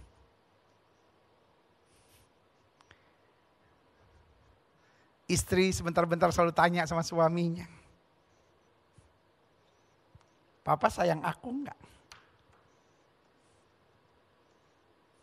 Suaminya emosi. Kau usah nanya-nanya terus. Tadi tanya lagi. Kalau aku mati, Papa kawin lagi enggak? Itu pertanyaan yang paling sering bikin ribut rumah tangga. Kalau otak suami lagi senang, dia bilang, kalau kau mati, ku juga mati. Tapi kalau otak suami lagi kacau, Pak, kalau aku mati, Papa kawin lagi gak? Iya, sama mudaan yang lebih cantik dari kamu, gak cerewet kayak kamu. Seperti knalpot bajai yang bunyinya retet.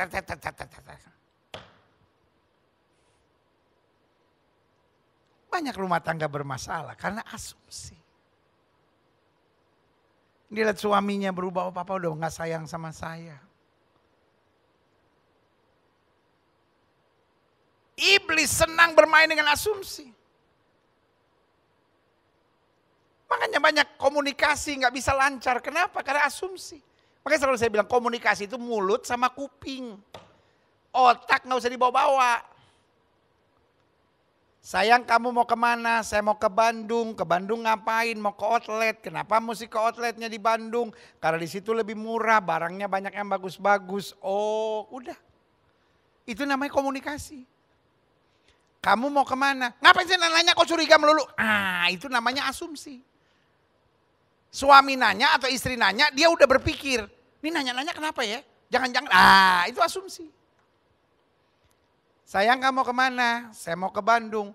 Oh, mau ketemu mantan kamu ya, mau ketemu mantan kamu ya. Karena kamu dulu sekolah di Bandung ya. Itu asumsi. Banyak keributan dalam pelayanan kan gitu, asumsi.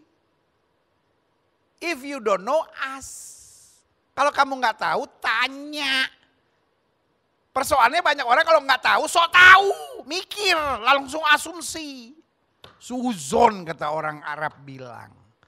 Iya. Tetapi Alkitab bilang kami memiliki pikiran Kristus. Kami nggak mau berasumsi. Karena Roma 8 ayat 28 bilang Allah turut bekerja dalam segala perkara untuk mendatangkan kebaikan. Bahkan Tuhan merubah kutuk menjadi berkat. Tuhan merubah ratapan menjadi tarian. Bahkan kepada dalam hati Yusuf berkata apa? Manusia boleh mereka-rekakan yang jahat, biarin. Tapi Allahku mereka-rekakan untuk kebaikan. Ini yang harus dimiliki oleh setiap orang percaya. Bukan asumsi. Tapi iman dan keyakinan. Bahwa Allah senantiasa melakukan yang baik. Bagi setiap orang yang mengasihi dia. Haleluya. Selanjutnya. Kenapa kita yakin bahwa salib membuang kebodohan kita? Karena melalui salib kita belajar untuk mengandalkan hikmat. Melalui salib kita dipimpin bukan dengan roh dunia namun roh Allah. Melalui salib kita dijauhkan dari asumsi karena kita menafsirkan segalanya secara roh. Dan yang keempat, bahwa karena melalui salib kita belajar untuk selalu membangun manusia rohani. Cari dahulu kerajaan Allah serta kebenaran, maka semuanya akan ditambahkan kepadamu. Bangun manusia roh di dalam dirimu, baru kau kuat menghadapi segala perkara. Orang sekarang yang disibukkan outward appearance. Wah, ada keriput, wah dia setrika, pakai benang. Ya, kerjainnya di Korea. Gara-gara pandemi, nggak bisa ke Korea, turun. Aneh-aneh saudara. Orang sekarang yang dia bangun manusia duniawinya. Lemak disedot. Ini dikencengin. Ini ditarik. Saya bukan anti. Tapi lihat aja. Orang kalau kebiasaan operasi. Ditarik sana, tarik sini. Lama-lama gak puas ini. Sampai salah tarik lama-lama. Ya. Karena orang sekarang dia sibukkan hanya manusia duniawinya. Krem inilah, gosok sana, gosok sinilah, cabut sanalah, garis sinilah, garis sanalah. Silahkan aja. Tapi yang harus kau bereskan manusia rohani saudara. Bu, buat apa kelihatan awet muda bu? Tapi engkau mulutnya jahat bu. Bibir ditipisin bu. Tapi yang keluar tetap silet yang menakutkan. Sudah akhirnya kecewa sendiri. Suami saya kok gak ada tahu diuntung ya. Saya udah modelnya kayak begini. Dia tetap lari sama sorry ya. Seleranya memang murahan. Punya Mercy kok cari bajai. Yang mana Mercy, yang mana bajai bu. Itu yang saya bilang. Pak, bangunlah manusia rohani.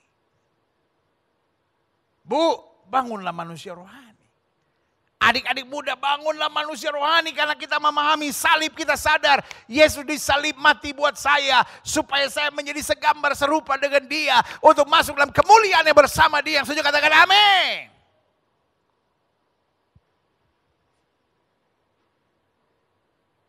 Tidak salah jadi orang gagah. Tidak salah jadi orang cantik. Tetapi cantik gak ada maknanya kalau hatimu busuk. Gagah tidak ada maknanya, six pack tidak ada maknanya.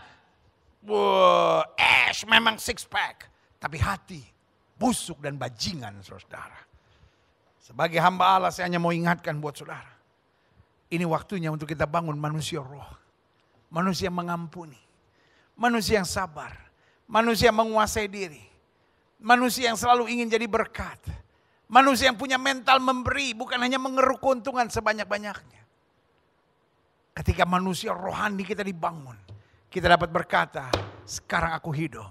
Tapi bukan lagi aku yang hidup, tapi Kristus yang hidup dalam aku. Yang setuju katakan amin. Yeah. Penutup. Saya catat di sini. Tanggung jawab setiap kita yang siap memikul salib. Siap berpegang pada salib. Siap memandang salib adalah buang segala kebodohan.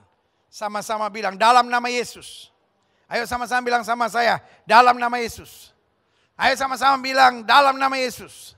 Saya siap mulai hari ini karena salib Yesus untuk membuang segala kebodohan dari dalam hidup saya. Yes, haleluya. Selanjutnya klik. Saya catat di sini bagaimana kita buang segala kebodohan. Satu, dengan iman. Artinya sekarang, hidup yang kujalani sekarang bukan hidup karena melihat. Bukan hidup karena hitung-hitungan. Bukan karena hidup cari kesenangan. Tapi hidup dengan iman. Amin. Karena Alkitab bilang orang benar akan hidup oleh iman. Orang hebat akan hidup dengan mulut dan otaknya. Tapi orang benar akan hidup oleh iman. Alkitab berkata yang lain bermegah dengan keretanya, yang lain bermegah dengan kudanya. Tetapi kita bermegah dalam Allah yang menyelamatkan kita. Mereka rebah dan jatuh. Kita tetap tegak berdiri dan melihat kemuliaan Tuhan. Yang kedua, tanggung jawab setiap kita yang siap memikul salib adalah buang segala kebodohan. Bukan hanya dengan iman, tapi juga dengan perubahan-perubahan nyata. Bagaimana kita bisa buang kebodohan kita sekarang karena kita hidup dalam iman. Iman mendorong kita untuk tidak sombong, iman mendorong kita untuk tidak angkuh, iman mendorong kita untuk tidak egois, iman mendorong kita untuk tidak kepala batu dan mau menang sendiri.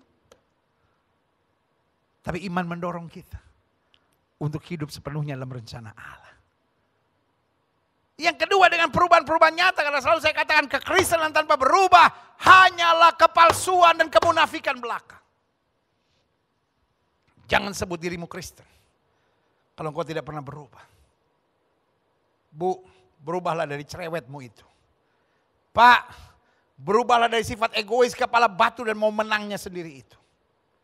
Adik-adik muda, berubahlah dari cara hidupmu yang kompromi dengan dosa. Jangan tertipu setan sambil bilang, ya tapi kan kita berbeda, kita kan hidup di zaman modern. Setan, jangan biarkan terus mengganggu pikiran saudara. Ini waktunya lawan iblis dan berkata, aku ciptaan Kristus. Aku hidup menurut kehendak Tuhan. Bisa? Bisa. Bisa. Kalau memang tekad kita Tuhan, setiap hari harus saya berubah. Perubahan bukan hanya sekali seumur hidup. Betul, bertobat itu, terima Yesus sebagai Tuhan dan Juru Selamat, itu perubahan total satu kali seumur hidup. Tapi perubahan setiap hari, setiap hari. Sampai kapan kita berubah?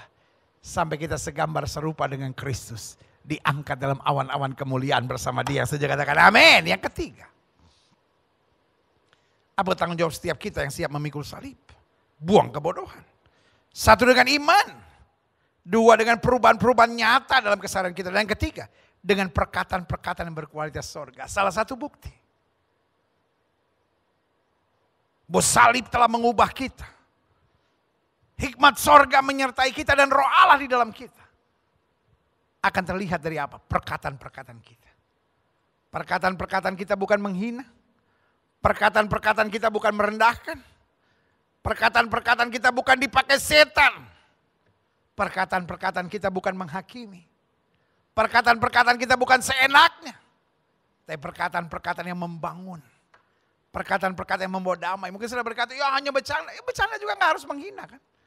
Bercanda juga gak harus nyakitin kan. Bercanda juga gak harus nyinyirin orang kan. Iblis sedang pakai banyak mulut istri untuk merusak rumah tangga. Iblis sedang pakai banyak mulut suami untuk menghancurkan rumah tangga. Iblis sedang pakai banyak mulut orang tua untuk mendatangkan luka kepada anak-anaknya. Dan iblis sedang pakai banyak mulut anak-anak muda untuk membuat kepahitan kepada orang tuanya. Saudaraku yang kasih dalam Tuhan. Ada dua saran saya buat setiap jemaat Tuhan yang menerima firman hari ini. Buat saudara yang menerima melalui live channel. Buat saudara yang menerima melalui program Jak TV Damai Bersama Pendeta Gilbert Lumoindong. Buat setiap saudara jemaat Gereja Bethel Indonesia Globe Fellowship Center. Buat setiap saudara yang bahkan menikmati program ini rerun sekalipun. Izinkan saya mengingatkan buat saudara. Dua hal ini. Yang pertama, kalau tergantung kita. Biarlah mulut kita mengucapkan berkat, mengucapkan damai, mengucapkan kasih, mengucapkan hal-hal yang berkenan di hadapan Tuhan. Tapi yang kedua, jika kita menerima perkataan-perkataan yang menyakitkan dan melukai, imani bahwa Tuhan merubah kutuk menjadi berkat. Kita jangan buka pintu untuk sakit hati. Wah benar Gilbert bilang, suami saya dipakai setan ngomongnya begini-begini. Biarin. Tetapi untuk kita ada switch sendiri di kuping kita. Dia boleh maki kita, dia boleh nyinyirin kita, dia boleh lukai kita. Tapi kita terima dengan iman bahwa Tuhan merubah kutuk menjadi berkat. Dan berkat-berkat yang sempurna mengalir dalam hidup kita. Kita jaga perkataan kita. Tapi kita tidak mau sakit hati, kita tidak mau kepahitan, kita tidak mau hidup dalam kebencian untuk perkataan-perkataan yang menyakitkan, atau perbuatan-perbuatan yang menyakitkan yang dikenakan pada kita. Karena kita percaya, Tuhan tidak pernah beri batu untuk anak-anak yang minta roti. Dia berikan yang terbaik buat setiap orang yang mengasihi Dia. Yang saja katakan amin. Yang terakhir, saya undang pemain musik maju ke depan. Tanggung jawab setiap kita yang siap memikul salib adalah buang segala kebodohan. Dengan iman, dengan perubahan-perubahan nyata, dengan perkataan-perkataan yang berkualitas surga. Dan yang keempat, dengan semangat untuk selalu semakin serupa dengan Kristus. Ingat, buat orang-orang yang tidak percaya, Yesus akan datang sebagai pencuri. Tapi buat kita yang percaya, Yesus datang sebagai mempelainya. Ia akan menjemput kita untuk dipersiapkan sebagai mempelai Kristus yang tak bercacat celah. Dalam bahasa Inggris dikatakan without any spot and wrinkle. Tanpa cacat dan celah. Artinya apa? Tuhan mengizinkan. Bahkan badai yang menyakitkan hari-hari ini. Saya percaya. Setiap anak Tuhan. Hari-hari ini sedang melewati ujian yang berat. Karena sedang melewati masa persiapan. Alkitab bilang masa penampian. Gereja Tuhan sedang dimurnikan. Jangan mengeluh. Jangan putus asa. Ini saat yang tepat.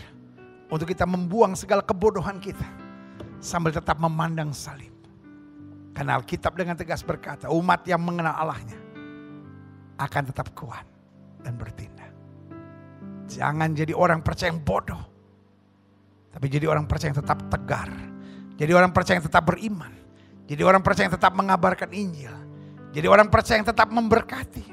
Jadi orang percaya yang tetap dipenuhi dengan damai sejahtera Kristus. Dan bersemangat. Untuk menuntaskan amanat agung pergi. Jadikan sekalian bangsa muridku. Kita datang pada Tuhan. Haleluya. Dia Tuhan yang dahsyat. Dia Tuhan yang luar biasa. Aku punya Tuhan yang besar, yang telah berjanji dan sanggup menggenapi imanku bersepakat percaya kuasa-Nya. amin. Ku terima sekarang kemenangan darimu. Semua katakan aku punya Tuhan yang besar. Aku punya Tuhan yang besar, Amin. yang telah berjanji dan sanggup menggenapi imanku bersepakat percaya kuasa-Nya. Ku terima sekarang kemenangan darimu. Haleluya. Setiap mata terpejam, setiap kepala tertunduk, setiap hati terangkat pada Tuhan. Hari ini adalah hari yang baik. Sampai setiap mata terpejam, setiap kepala tertunduk, setiap hati terangkat pada Tuhan. Hari ini kita diingatkan. Betul kita cinta Yesus, betul kita mengasihi Tuhan, tapi seringkali kita tetap menjadi orang yang bodoh. Yang masih menyimpan dendam, masih menyimpan kepahitan, masih kompromi dengan dosa, masih menghalalkan segala cara, dan mengharapkan semua orang untuk mengerti kita dan kita tidak mau berubah. Hari ini Tuhan Yesus sedang memilih dan memanggil kita. Dan Tuhan Yesus mau menolong kita untuk kita berani membuang kebodohan kita. Dengan rohnya. Dengan tuntunan hikmat surgawinya. Jika itu doamu, taruh tangan kananmu di dada. Mungkin engkau suami yang berselingkuh. Mungkin kau suami yang kasar. Mungkin kau istri yang egois mau menang sendiri. Mungkin kau orang-orang muda yang kompromi dengan dosa. Mungkin kau pelayan-pelayan Tuhan yang mundur maju. Mungkin kau orang yang senangnya bersaing dan berkompetisi dengan siapapun. Jika itu doamu hari ini, taruh tangan kananmu di dada. Hari ini adalah hari yang baik. Saya percaya Tuhan sedang berbicara secara spesifik pada saudara. Salib bukan hanya mengampuni dosa kita.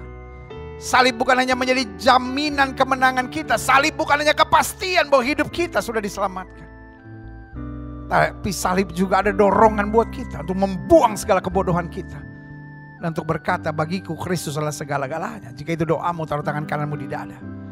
Setiap saudara yang ingin didoakan dan taruh tangan kanan saudara di dada, buka hati, izinkan saya berdoa. Bapa, dalam nama Yesus, firman hari ini keras buat kami. Untuk menyadarkan kami tidak mau jadi anak Tuhan yang bodoh. Kami sudah diselamatkan, kami sudah menerima kasih karunia, kami sudah menerima anugerah. Kami tidak mau bersifat bodoh. Ampuni kami. Kuatkan kami. Mampukan kami untuk membuang segala kebodohan dalam hidup kami. Dan menerima kasih karunia dalam anugerah-Mu yang sempurna. Terima kasih Tuhan Yesus. Terima kasih Tuhan Yesus. Terima kasih Tuhan Yesus. Saudaraku, jangan mau lagi hidup dalam kebodohan. Tapi pandang salib. Belajar mengalah. Belajar sabar. Belajar hidup damai. Belajar tetap mengabarkan Injil. Belajar tetap menjadi saksi Tuhan. Belajar tetap untuk mempertahankan hidup suci. Apapun harganya. Gak apa-apa ditertawakan orang. Gak apa-apa dianggap kampungan. Tapi tetap hidup dalam kasih karunia Tuhan. Terima kasih Bapa. Hamba juga doa buat yang sakit. Setiap saudara yang sakit boleh taruh tangan kanan saudara di bagian tubuh saudara yang sakit. Bapa, firman-Mu berkata orang percaya akan tumpang tangan buat yang sakit dan yang sakit disembuhkan. Dengan iman. Melalui ibadah minggu yang penuh berkat, penuh mujizat, lawatan Allah di rumah masing-masing, kami letakkan tangan kami di bagian tubuh kami yang sakit. Kami tolak sakit penyakit, kami tolak kelemahan tubuh, kami tolak campur tangan kegelapan, kami tolak segala virus, kami tolak segala bakteri, kuman-kuman, segala infeksi di dalam nama Yesus. Kuasa kesembuhan bekerja, kuasa kesembuhan bekerja, kuasa kesembuhan bekerja, jama di dalam nama Yesus. Angkat semua sakit penyakit ini, angkat semua beban ini. Angkat semua serangan setan ini dalam nama Yesus. Karena tubuh kami adalah bait Roh Kudus, bukan tempat penyakit. Karena kami perintahkan keluar dalam nama Yesus. Kuasa kesembuhan, berkat, mujizat mulai terjadi. Karena kami percaya Yesus kami tidak berubah. Dulu, kemarin, hari ini, dan sampai selama-lamanya. Dengan iman kami nyatakan oleh bilur-bilur Kristus kami yang percaya sudah dijamah dan disembuhkan Tuhan. Dengan kuasa yang luar biasa. Terima kasih Bapa. Bangkitkan iman kami. Supaya dengan iman kami boleh terus melihat mujizat. Terima kasih Bapa. Di dalam nama Yesus. Setiap saudara sudah doakan untuk kesembuhan. Tanamkan dalam rohmu kesembuh oleh bilur Yesus. Jangan bimbang. Karena Alkitab berkata sesuai dengan imanmu jadi padamu apa saja yang kau ucapkan. Jika kau tidak bimbang tapi percaya itu akan terjadi. Terima kasih Bapa. Hamba mengasihi jemaatmu satu persatu. Apa yang Tuhan taruh di hati hamba sudah hamba sampaikan. Hamba doa firman termaterai apa saja yang mereka kerjakan. Dibuat Tuhan berhasil. Mereka gak turun tapi naik. Mereka jadi ekor, mereka jadi kepala. Terima kasih Bapa. Terima kasih. Hamba juga doa buat bangsa negara kami Indonesia. Selamatkan ya Allah, damai sejahtera atas Indonesia. Umat mayoritas di bangsa ini Tuhan tuntun, Tuhan berkati. Tuhan bawa pada damai sejahtera dan keselamatan dari sorga. Terima kasih Bapa. Gereja-gereja di mana-mana tempat Tuhan pakai terus untuk menegakkan kerajaan Allah dalam kemuliaan Tuhan dan mengabarkan berita kasih karunia dengan sempurna. Gerejamu di tempat ini, Gereja Bethel Indonesia Global Fellowship Center, Tuhan pakai terus untuk menegakkan kerajaan Allah dalam kebenaran dan kasih. Secara khusus minggu depan kami akan menerima perjamuan suci sebagai awal dari bulan Oktober. Tuhan pakai, Tuhan berkati. Sehingga melalui perjamuan suci ini kami diingatkan kembali pada kematian dan kebangkitan Kristus. Terima kasih Bapa, terima kasih Bapa. Terima kasih. Terima kasih. Bapak Presiden, Wakil Presiden, para menteri, pejabat di pusat dan daerah, polisi, tentara, Kapolri, Panglima TNI, Ketua BNPT, Ketua BNPB, para bupati, para gubernur, para wali kota, setiap anggota DPR, DPRD tingkat 1, DPRD tingkat 2, DPD, MPR, RI, kami doakan di dalam nama Yesus. Roh takut akan Tuhan boleh ada di pemimpin-pemimpin kami. Dan diberikan kemampuan untuk menangani bangsa ini dengan sebaik-baiknya. Jauhkan pemimpin-pemimpin kami dari dukun paranormal, kuasa-kuasa kegelapan, dari segala bentuk korupsi dalam nama Yesus. Berkati pemimpin-pemimpin kami dalam damai sejahtera dan hikmat dari sorga. Terima kasih Bapa. Hari-hari ini kami juga berdoa untuk pandemi yang sedang berlangsung. Tuhan, kami berdoa hari-hari ini mulai begitu banyak roh ketakutan yang disebar di mana-mana dan manusia sedang hidup dalam ketakutan. Kami tolak, kami patahkan di dalam nama Yesus. Tuhan tolong, baik melalui media, baik melalui kebijaksanaan pemerintah, roh ketakutan tidak disebarkan lagi. Kami melihat bahwa roh ketakutan sedang disebar dan melanda di mana-mana dengan fear engineering yang begitu kuat. Kami patahkan di dalam nama Yesus, karena Allah tidak pernah memberikan roh yang mendatangkan ketakutan. Betul, kami harus waspada, tapi bukan harus hidup dalam ketakutan. Tuhan tolong, sehingga gereja-gereja tidak lagi menyebarkan ketakutan. Betul, kami harus menjalankan protokol kesehatan, tapi ketakutan ini telah mengganggu imun tubuh dari manusia. Tuhan tolong, Tuhan tolong. Apapun permainan setan untuk roh ketakutan ini, kami patahkan di dalam nama Yesus. Biarlah kekuatan dan kasih Tuhan boleh terjadi. Pengatur kebijaksanaan boleh membuat sebuah terobosan untuk menghadapi pandemi ini. Karena pasti untuk setiap masalah ada jalan keluar. Terima kasih Bapa. Terima kasih para dokter, para suster, para petugas rumah sakit. Tuhan juga tolong sebagai benteng terakhir dari persoalan ini. Dalam kasih karunia Tuhan. Terima kasih Tuhan. Terima kasih. Jauhkan bangsa kami dari kematian dan kematian, dari COVID ini maupun penyebab-penyebab lain. Biar ada anugerah buat bangsa ini. Terima kasih Bapa. Terima kasih. Permainan-permainan politik apapun kami tolak di dalam nama Yesus. Sehingga hanya kebenaran yang boleh ada di bangsa ini. Persiapan pilkada serentak bulan Desember, Tuhan tolong. Kalau memang yang terbaik buat bangsa ini pilkada harus dimundurkan, biarlah Tuhan tolong sehingga pilkada dimundurkan. Tetapi kalau memang yang terbaik dari Tuhan pilkada tetap berlangsung, Tuhan tolong sehingga tidak menjadi klaster-klaster baru dari persoalan pandemi ini. Kami ucapkan berkat. Biar pemimpin-pemimpin di bangsa kami dituntun dalam kasih-Mu. Dan setiap kami yang sudah menerima firman hari ini, kami tidak mau jadi orang bodoh yang hidup hanya menurut hawa nafsu dan logika belaka. Tapi kami mau hidup dalam tuntunan roh Allah, hikmat sorgawi, dan kasih yang dari Tuhan. Sehingga kami dapat berkata, aku lebih daripada pemenang, karena Kristus yang mengasihi aku. Di dalam nama Yesus kami berdoa, haleluya. Sama-sama kita katakan amin, haleluya. Berikan tepuk tangan yang meriah buat Tuhan. Haleluya, haleluya, haleluya. Sama-sama bilang, saya tidak bodoh lagi. Saya tidak bodoh lagi. Saya pegang salib. Saya pegang. Haleluya, haleluya. Wow, puji Tuhan. Salib membuang segala kebodohan kita. Kita bukan orang bodoh, tapi kita orang yang berhikmat. Kita dengar firman dan kita mempraktekkan dalam kehidupan sehari-hari kita. Haleluya, yeah. Jangan langsung keluar dulu. Karena kita mau tunggu bersama sampai doa berkat, saudara. Saatnya kita memberi yang terbaik buat Tuhan, saudara. Oh iya, sebelum kita memberi yang terbaik buat Tuhan, saya juga akan launching buku segera. Karena itu sudah bisa pre-order, saudara, dan pre-order harganya 50%, ya kan? Karena bukunya seharga 150.000 dan pre-order bukunya hanya 75.000, saudara ya. Sudah bisa pre-order, nanti ada alamatnya untuk itu. Dan buku ini beruntung setiap hari bersama Yesus karena tahun 2021. Wih, kayaknya masih jauh banget. No, sebentar lagi, tinggal beberapa bulan ke depan lagi, ya kan? Tahun 2021. Dengan iman saya deklarasikan sebagai the year of gain. Sebagai tahun peningkatan, tahun keberuntungan. Kita akan mengalami hal-hal yang indah di dalam kasih Tuhan. Tahun 2020 ini saya beri nama tahun perkenanan Tuhan. Betul, kita lagi diproses, diuji, dicoba. Tapi kita mau tetap hidup berkenan kepada Tuhan. Haleluya. Jadi buku tuntunannya sudah ada di bulan depan ini, saudara-saudara. Tetapi sekarang sudah bisa pre-order. Jadi maksud saya selama tahun 2021 hari-harinya, minggu minggu-minggunya, bulan-bulannya, biar kita menggali firman setiap hari. Jadi bacaan yang sudah baca dengan yang saya baca sama renungannya, supaya kita makin bertumbuh dalam terang kasih Tuhan. Karena salah satu metode penggembalaan gereja ini bukan sekedar dengan sel-sel grup, ya kan, tetapi juga dengan pribadi demi pribadi setiap hari dituntun oleh firman Tuhan melalui gereja, saudara-saudara. Itulah pengembalaan kami supaya setiap sudah masuk dalam iman yang tangguh bersama dengan Tuhan.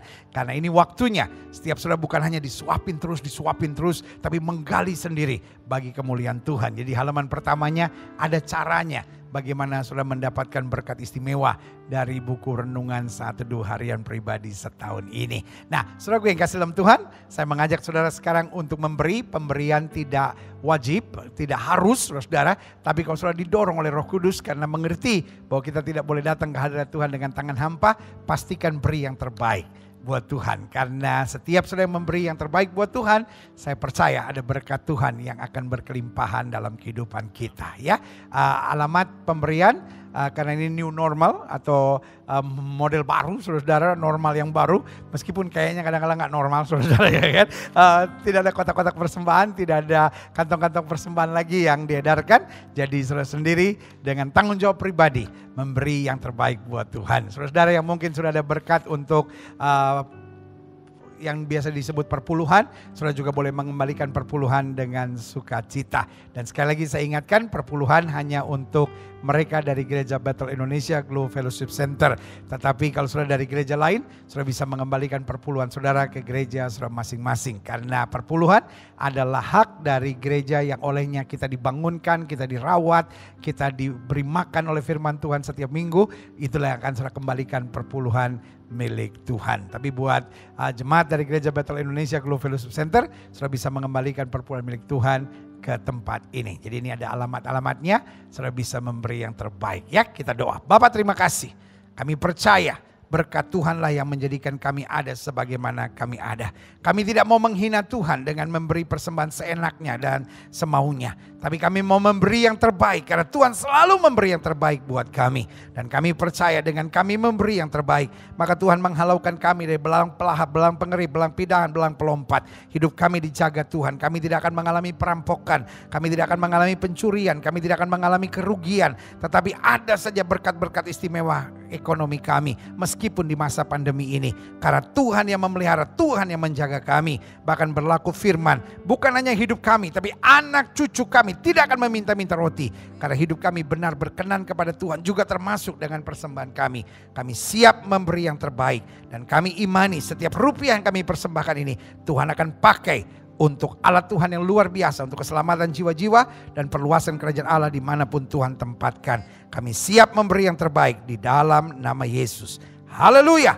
Kita yang siap memberi yang terbaik sama-sama katakan amin. Beri yang terbaik buat Tuhan. Haleluya.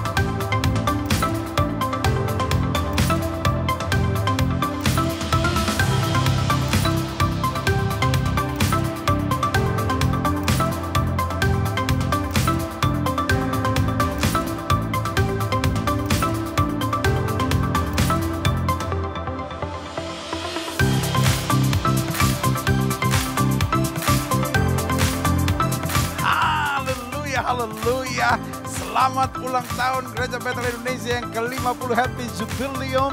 Karena 50 tahun adalah pencapaian yang luar biasa. Saya Gilbert Lemoyne dong, Gembala dari Gereja Bethel Indonesia Jemaat Glow Fellowship Center.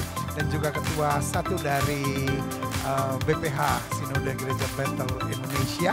Mau mengajak saudara untuk kita bersama-sama merayakan Jubileum GBI yang ke-50 dan luar biasa. Selama 50 tahun GBI boleh berkarya di tengah bangsa dan negara. Lewat siapa? Lewat kita semua sebagai para pejabat, gembala-gembala dan juga para pengerja dan khususnya jemaat dari Gereja Bethel Indonesia. Ada dua acara yang sangat luar biasa. Yang pertama yaitu seminar 5G Conference yang berlangsung Senin 5 Oktober 2020 dari jam 1 siang sampai jam 6 sore. Lalu kemudian keesokan harinya, jadi seminar 5G Conference ini pada hari Senin 5 Oktober 2020 dari jam 1 siang sampai jam 6 sore.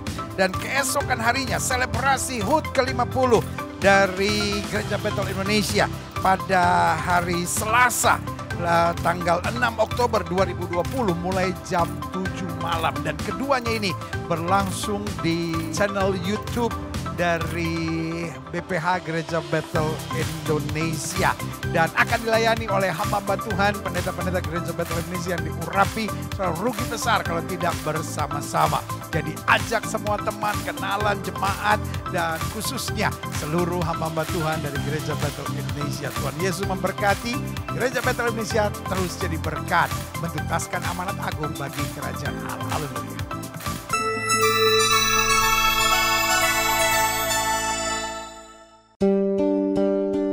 Sekarang saya ini ada di Dusun Salubabu, Desa Karama, dan saya akan perlihatkan kepada saudara-saudara seiman, ada salah seorang pemuda yang sampai saat ini dipasung karena anggapan orang bahwa saudara kita ini adalah kurang waras dan sangat membahayakan bagi masyarakat di Desa Karamin. Tapi bagaimanapun melalui kesaksian saudara kita Yoel ini bahwa dia tidak gila, dia normal, dan saya akan memperlihatkan bagaimana kondisi saudara Yoel ini. Tempat Yoel, jadi dia ada di belakang rumah, tepatnya di belakang rumah.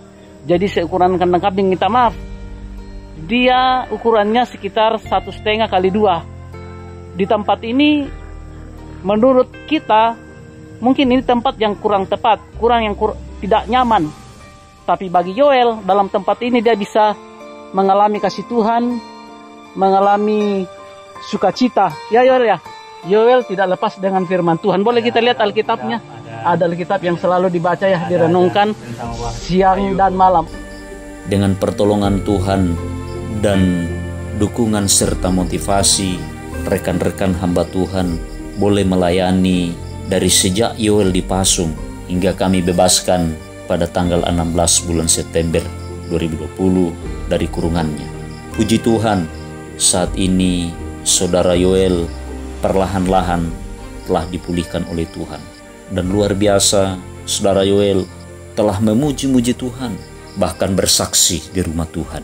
Saya percaya semua ini kalau bukan karena Tuhan, mustahil bisa terjadi. Dan izinkan saya dalam hal ini secara pribadi tentu pertama-tama berterima kasih, mengucap syukur kepada Tuhan Yesus Kristus adalah kepala gereja yang telah mempercayakan pelayanan terhadap orang-orang gila. Dan juga tentu saya berterima kasih kepada Ketua Departemen Penginjilan Gereja Bethel Indonesia, Bapak Pendeta Gilbert Lumoindong, dan Bapak Pendeta Joseph Rimase, dan semua rekan-rekan hamba Tuhan yang sudah begitu banyak mendukung pelayanan ini, baik itu secara materi, doa tentunya, motivasi, sehingga pelayanan ini berjalan sesuai dengan kehendak Tuhan. Tuhan Yesus memberkati. Salam.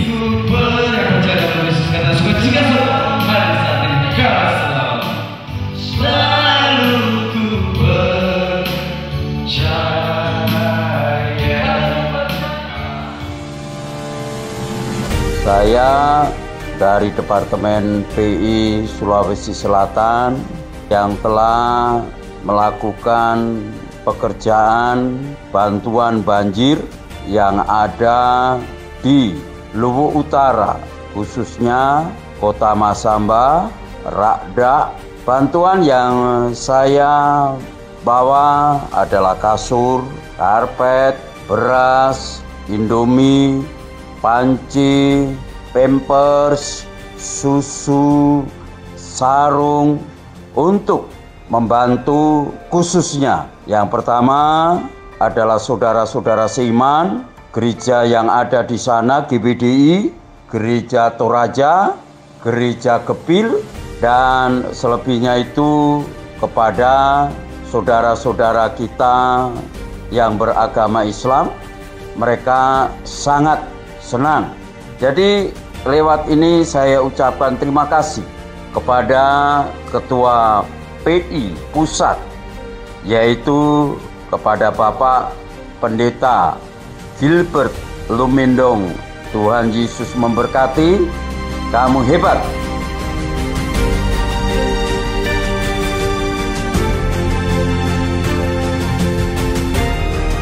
Pada hari ini, tanggal 15 September, di tempat ini saya berhadapan dengan banyak sekali orang yang mengungsi karena mereka tidak bisa lagi memperoleh bahan makanan kalau mereka tidak berjalan keluar.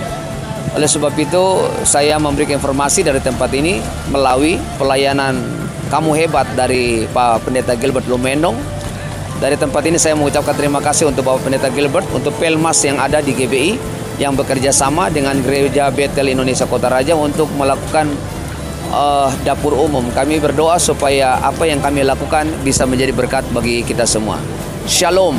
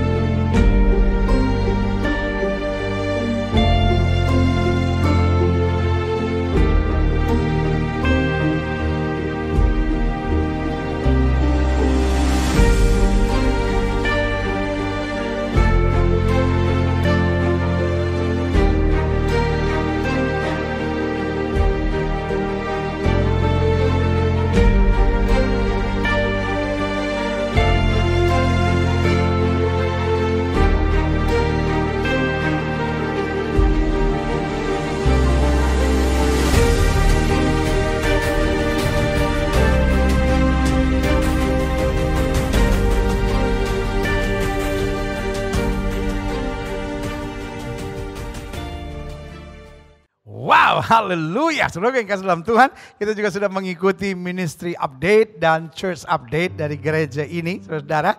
Ministry update adalah hal-hal yang terjadi minggu kemarin, dan church update adalah hal-hal yang akan terjadi minggu depan, saudara.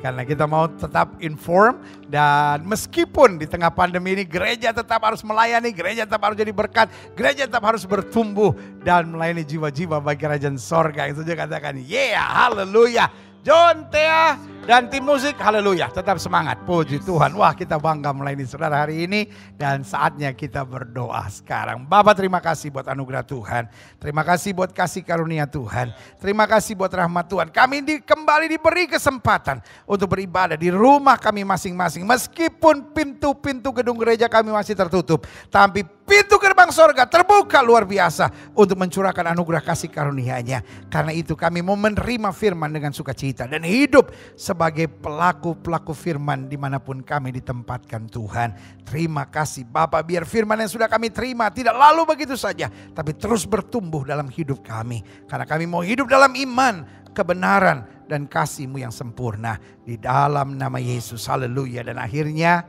saudara-saudara sekalian, kekasih Kristus, permata hatinya Kristus, kembalilah dalam hidup saudara sehari-hari. Ingatlah bahwa Tuhan itu baik. Selama kita tidak miring ke kiri maupun miring ke kanan, hidup kita diberkati. Selama kita mencari kerajaan Allah serta kebenarannya, maka semuanya akan ditambahkan dalam hidup kita. Ingat, Tuhan adalah gembala kita. maka kita tidak akan kekurangan. Apapun yang terjadi, kita dibaringkannya kepada rumput yang hijau, mata air yang tenang oleh karena namanya. Sehingga melewati lembah kekelaman, kita tidak takut bahaya. Gak adanya tongkatnya menjadi penghiburan buat kita. Haleluya. Dan suami-suami, kasihlah istrimu dan janganlah berlaku kasar kepadanya. Istri, tunduklah kepada suamimu dan hormatilah suamimu. Orang tua, jangan bangkitkan sakit hati dari anak-anakmu. Anak-anak, hormatilah, taatilah orang tuamu di dalam Tuhan. Jemaat sekalian, terimalah berkat Tuhan. Kasih dari Allah Bapa, anugerah dari Tuhan Yesus Kristus, pimpinan, penyertaan, urapan, hikmat dari Roh Kudus menyertai kita masing-masing. Mulai saat hari ini, hari Minggu yang penuh berkat mujizat, lawatan Allah di rumah kita masing-masing sampai Maranatha, Yesus Kristus datang kembali untuk menjemput setiap orang yang hidup sesuai kehendaknya. Bersama-sama kita katakan amin. Haleluya. Kiranya amin. Engkau memberkati aku berlimpah-limpah. Haleluya. Amin. Dan memperluas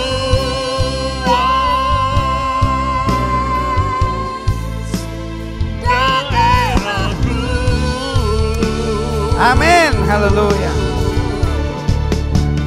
Dan kiranya tanganmu menyertai aku dan melindungi aku daripada malapetaka, sehingga kesakitan tidak menimpa aku. Haleluya. Haleluya. Bersama-sama kita katakan amin. Haleluya. Saudara yang kasih dalam Tuhan, sukacita untuk dapat melayani saudara kembali hari ini. Dan jangan lupa minggu depan kita akan menerima perjamuan kudus. Pastikan saudara siapkan roti saudara siapkan anggur saudara, segala minuman yang anggur, baik grape juice maupun minuman-minuman anggur lainnya, anggur sirup, apapun. Kalau bisa yang tidak ada hubungannya dengan alkohol, saudara itu akan lebih baik. Dan kalau memang udah nggak tahu mesti buat apa, beli anggur lalu peres sendiri saudara ya kan. Kalaupun masih nggak ada, cari any drinks yang warnanya merah yang menggambarkan darah Kristus akan kita terima sama-sama. Roti ataupun crackers dibolehkan saudara, karena crackers juga adalah roti yang tidak beragi saudara. Jadi pastikan minggu depan bersama dengan keluarga kita akan sama-sama menikmati tubuh dan darah Kristus. Saya dari gereja akan memimpin perjamuan suci dan saya percaya berkat Tuhan yang sempurna akan menyertai kita. Saya sebagai gembala dari gereja Bethel Indonesia Global Fellowship Center bersama John, Thea, pasangan suami istri yang luar biasa dan tim musik mengingatkan buat saudara maju terus dalam Kristus sampai minggu depan. Yesus tetap Tuhan yang mengasihi kita. Haleluya.